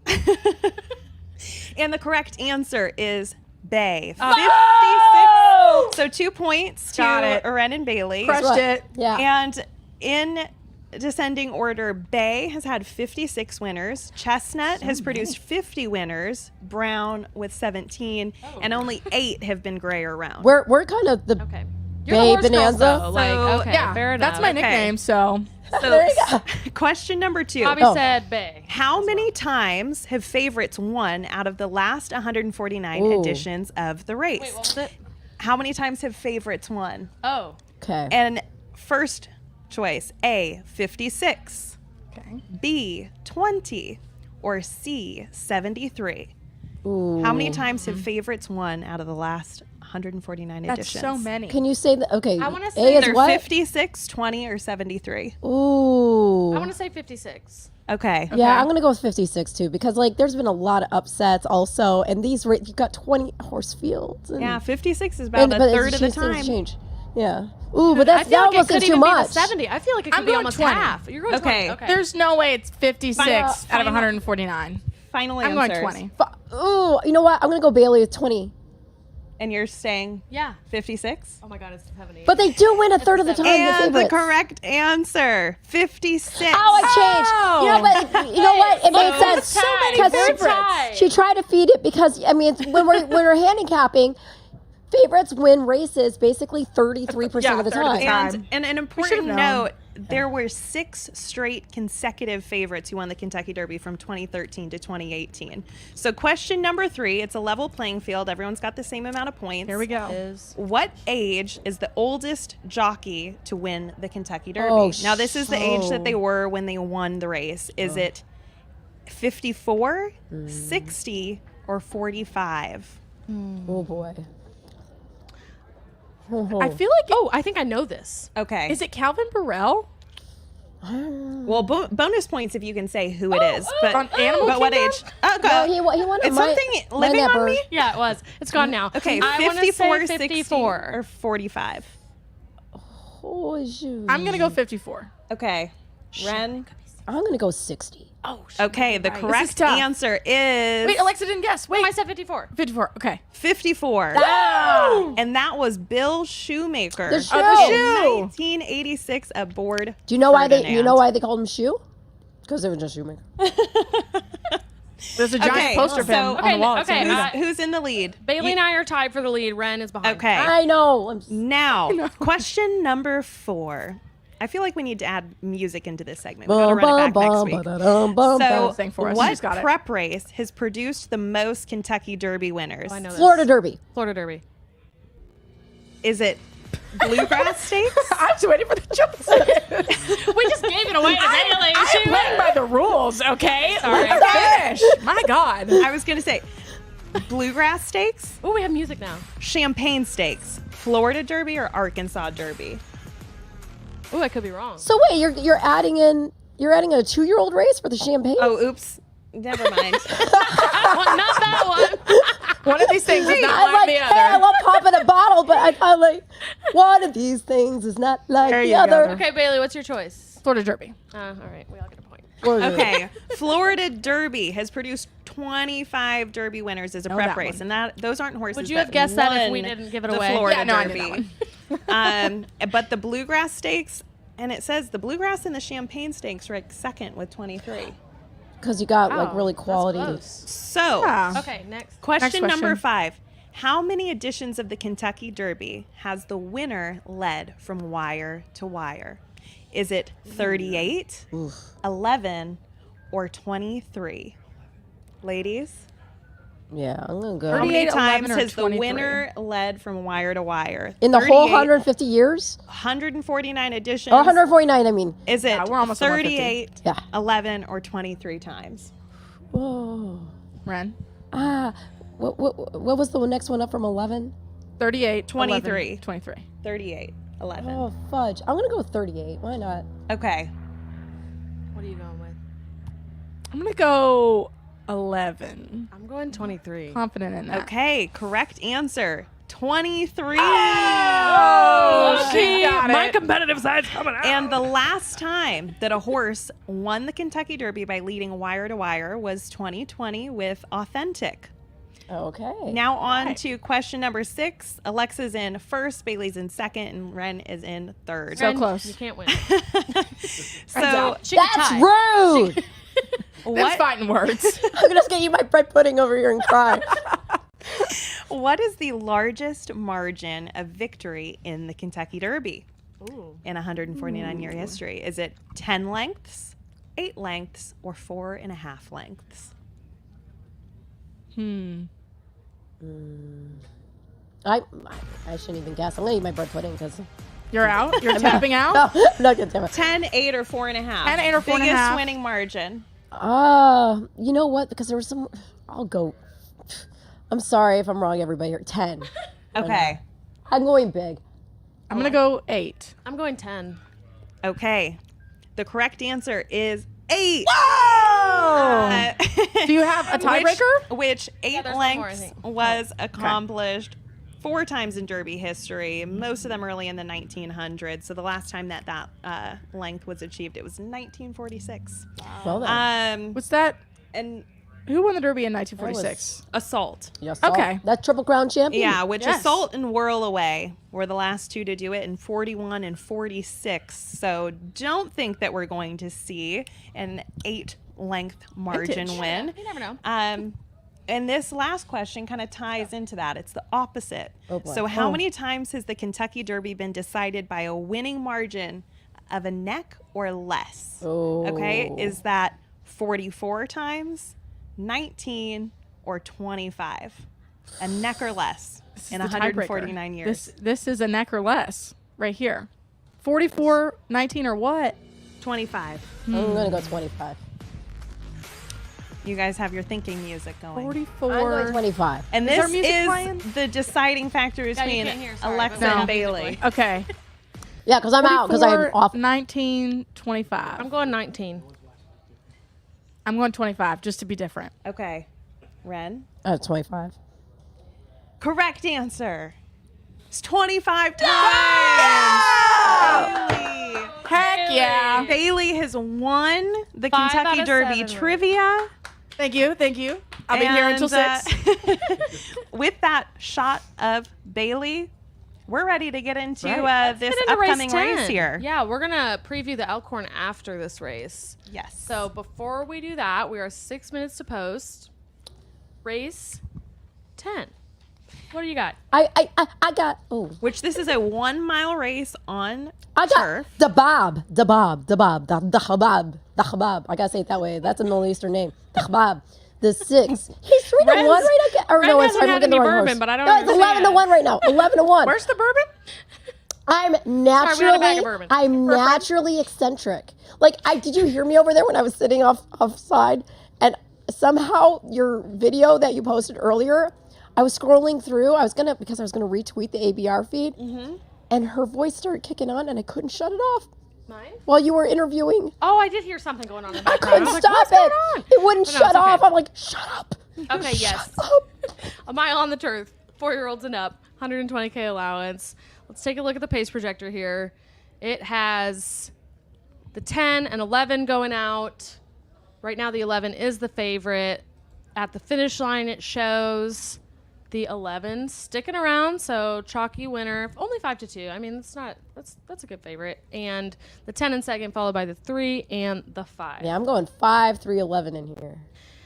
Okay, Which, for the record, for anyone that's just now joining us ahead of this race, in all of the last races, one of the three of us selected the victor. We've covered you. We've covered you. That's pretty good stats. I mean, if you're wondering why I like an 11 to, what is he now? Let me see here. He's 11 to 1.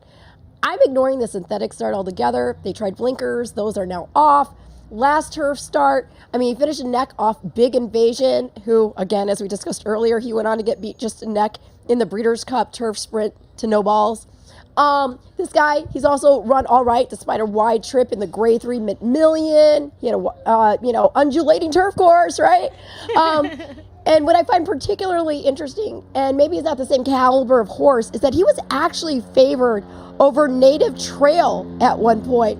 He ended up losing by just a length and a half to him in the Group 2 Superlative Stakes. But still, I mean, Native Trail, I mean, that horse went on to win the Dewhurst, the National Stakes. He was European champion 2-year-old. At 3, he won the Irish 2000 Guineas.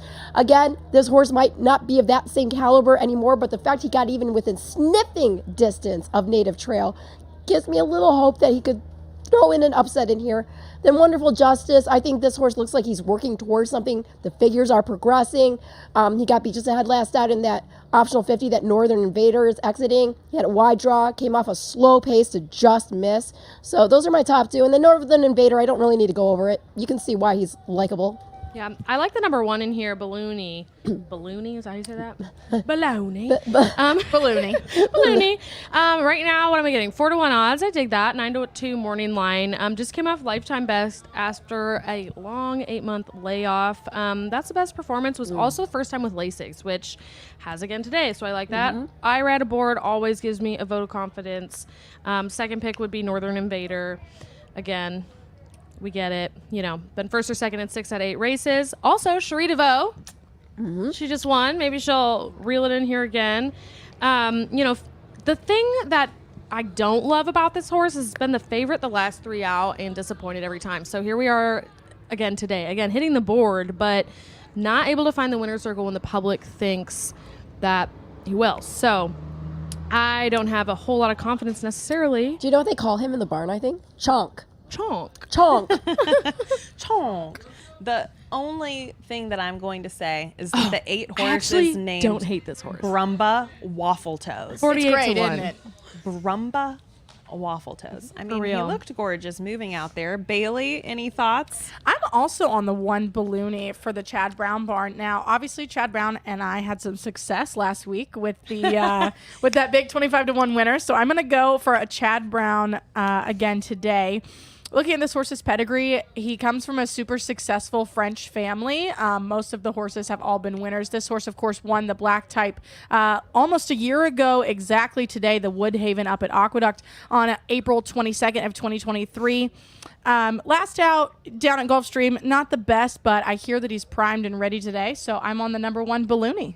Okay, I also want to comment on Brumble Waffle Toes because Timeform... What a name, right? No, Timeform has this horse with the best late pace in the race, and I don't think the race necessarily sets up super well for that, but if we did have some kind of collapse, I could see this horse rounding out...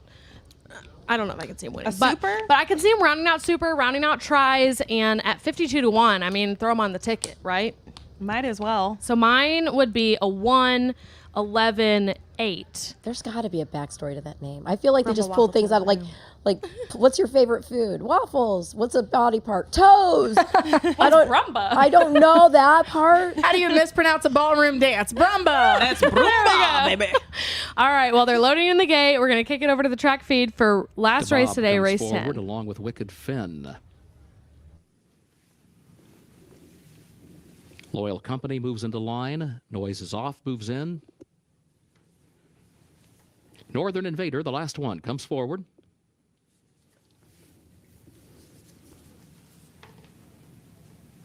Goes in, they're at the post. And they're off. There goes Wonderful Justice Wonderful Justice right out for the lead. Noises off as they're up toward the outside. Chiron comes away running in third. Northern Invader is away fourth up toward the far outside as they head into the first turn. DeBob is between horses in fifth position, tossing his head about, tries to settle down now a lane off the rail. There goes Northern Invader up front. Northern Invader moves up and takes the lead. Wonderful Justice now second off the first turn.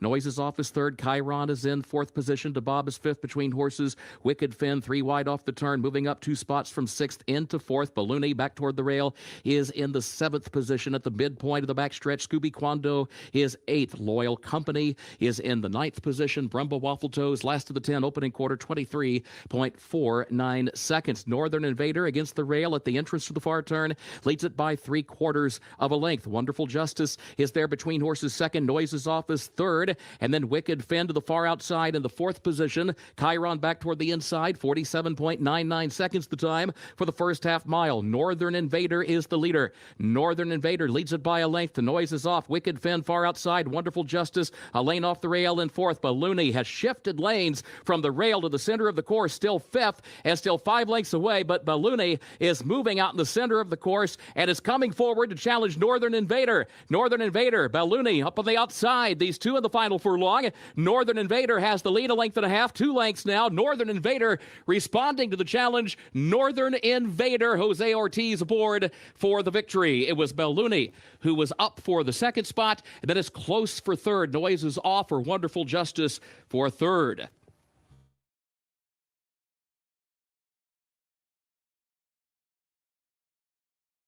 Look at that.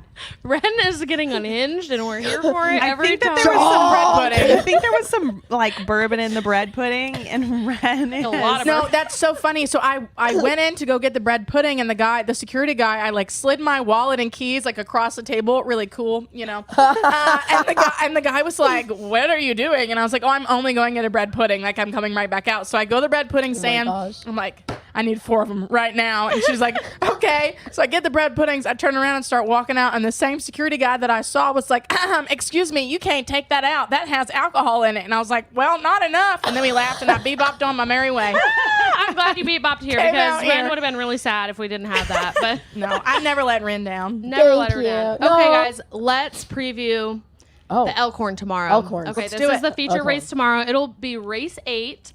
Going off at 4:44 Eastern, the Grade 2 Elkhorn, 1.5 miles on the turf for 4-year-olds and up, purse of $350K. So, I like the 10 in here, missed the cut, 4-1 morning line. Since coming to the U.S. last June, this is the first time outside of California, but crushed it in California, coming off of 2 Grade 3 wins with 198 buyers. I understand those were in 5 and 6 horse fields, but he has won in big fields, though, when he was running in Europe. So I'm not super concerned about that. That is my top pick.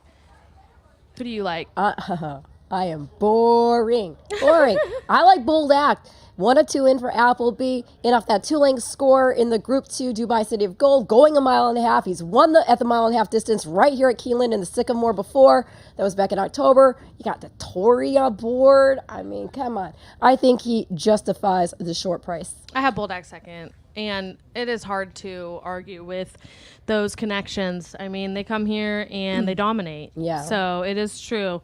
Only run once in the U.S., but was the Grade 3 Sycamore, like Right you said. here on this same track, distance, yep. same track. Yeah, pretty stout. Applebee's 29% graded stakes, obviously. Yeah. It's a good favorite. What about y'all? Who do you like? Rachel, you go? No, this Are you is gonna one wrap of those this one for me? situations where you guys are stating your Fighting. case to Judge Judy, okay? I'm listening to your cases, and I'm going to choose to support one of you with my vote Okay. as Trivia Lord I hope Miller. we're blessed with that. Oh my goodness. We have to have Timeform be one of the contribers here. Oh, So yes. taking Time a look for state your case to the judge.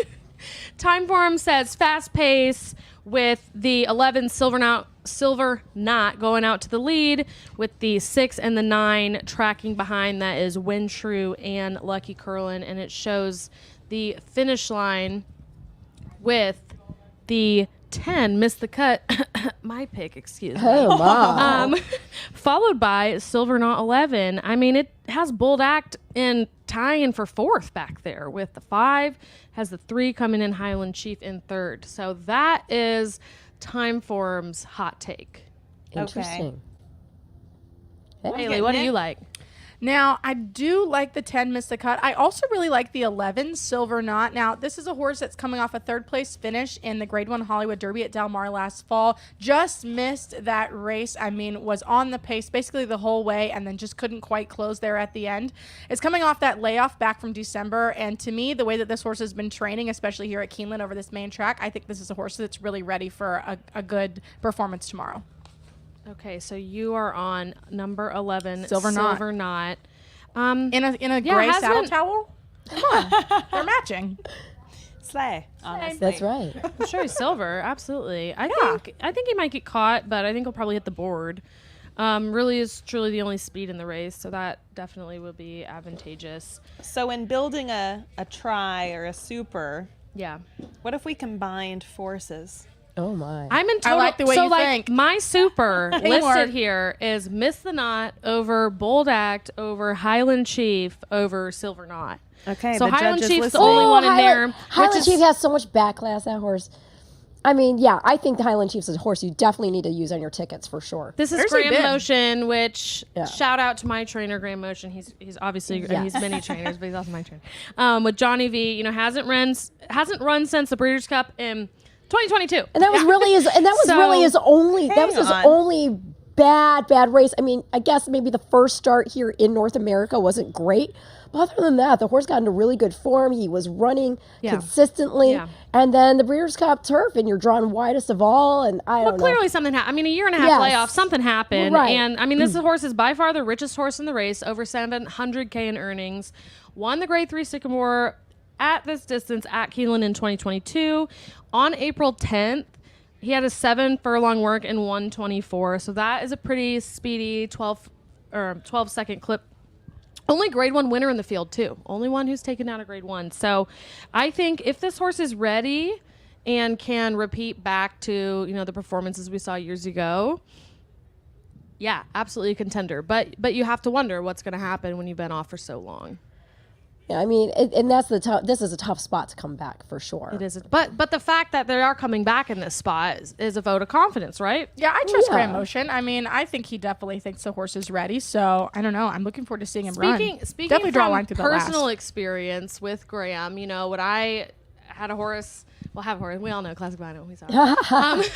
And we're like, ooh, what about this race, which was a big stakes race? And he said, I think that might be throwing her in the deep end. So he, has a lot of thought and does not put a horse in a race where he doesn't think they're ready. So that is a big vote of confidence for Highland Chief in here. So I am 10-4-3-11.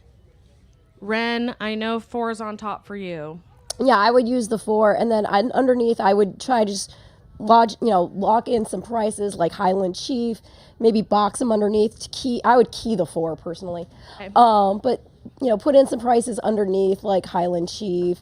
And obviously you got to be a little curious. I don't know where he's going to stack up considering this is going to be a first U.S. start. You got to be curious. Tyler Gaffleon, or as I like to say, Gaffleon, taking the mount on this 7. Christophe Clement import. It's pretty interesting, Winning Spirit. Right? I noted that horse, but I will admit that I have a hard time with knowing what to do with horses who have never been in the U.S. Like, it is hard for, I still need to work on even that, more comparing those PPs. But even more so, not even so much first time in the U.S. It's one thing when they're coming over from, the UK, or they're coming over from Ireland. It's a little harder when they've been running in Germany, or in this case, I believe he's been running in, he was 4th in the German Derby. He was 2nd in the Italian Derby. The time form ratings, they don't really stack up when you then translate it to a buyer figure against this field necessarily. But again, it's just Tyler, it's Christoph. It's interesting to me as an underneath type. Yeah. Get some price. I mean, 6-1 morning line on that. And I'm wondering if Silver Knot is entered not only because, the horse has a chance, but more so that he's a rabbit. I think he's a rabbit for sure, but with the pace set up in here, it does benefit. Yeah. So, okay, Bailey, make your case to Rachel. We're going to hear what her pick is. I told you, Silver Knot. Oh, you told, but your try. Oh, my try. Let's go Silver Knot over Miss the Cut over Highland Chief. Oh yeah, Miss the Cut though. And you gotta use Miss the Cut. Okay, Rachel. Okay. What is it? The judge has decided to go with the trivia master, Bailey Armour. Oh, well, thank you. So I'm going to back Bailey on this one. Why Back and not? Bailey. I like the alliteration. So There you go. I like the Spoken. alliteration. We need to get you a gavel. I know. You do need a I gavel. know. Okay, so to I make love that to for make it me. more clear, my try because I'll give a more clear try. If you're gonna box it, I'll go 4 over what was it? Miss the Cut. 4, 10, 3. Okay. That's my try. We have Oh. the same try. We Wait. just have. Oh, we have it I have switched. 10, 4, 3. Got you. Okay. Yeah. So Just that box that and everyone's So aware. are you there you go. sure you don't want to change your selection? You have these two That's lovely not how court works. brunettes over here. Absolutely not. The judge's decision is final. Come on now. Duty. Appeal. File your appeal. Not Oh. today. All right. Well, we will find out tomorrow. All will be revealed. Be revealed And at 4:44. we're all going to be back here next Friday. hopefully my voice will be as well. Ooh, and we'll get some. I mean, today's Although been this has better been weather. this has been but kind of husky though, right? You know, hey. Very California. You know, you're right. We love I it. was We telling love them the though. sultry Ren. Oh, well, I was just telling him, I'm not doing vocal fry. Like, hey, what are you doing? You want a coffee? Like, no, that's Now not. you really sound Yeah, like exactly. that. Good job. Oh my god. I like it. It suits you. Does suit you, Ren. Thank you. We're all super excited to be back with you. Closing day next at Keeneland. Friday. Well- Last show for Keeneland Weekend Kickoff, at least this meet. So we'll catch you back here next week on the Keeneland Weekend Kickoff. Cheers, y'all. It's America's original sport, and no one covers it better than americasbestracing.net. From the sport to the lifestyle, the best races, horses, and destination venues, cocktails, gambling, fashion, and more. americasbestracing.net is a sport for you.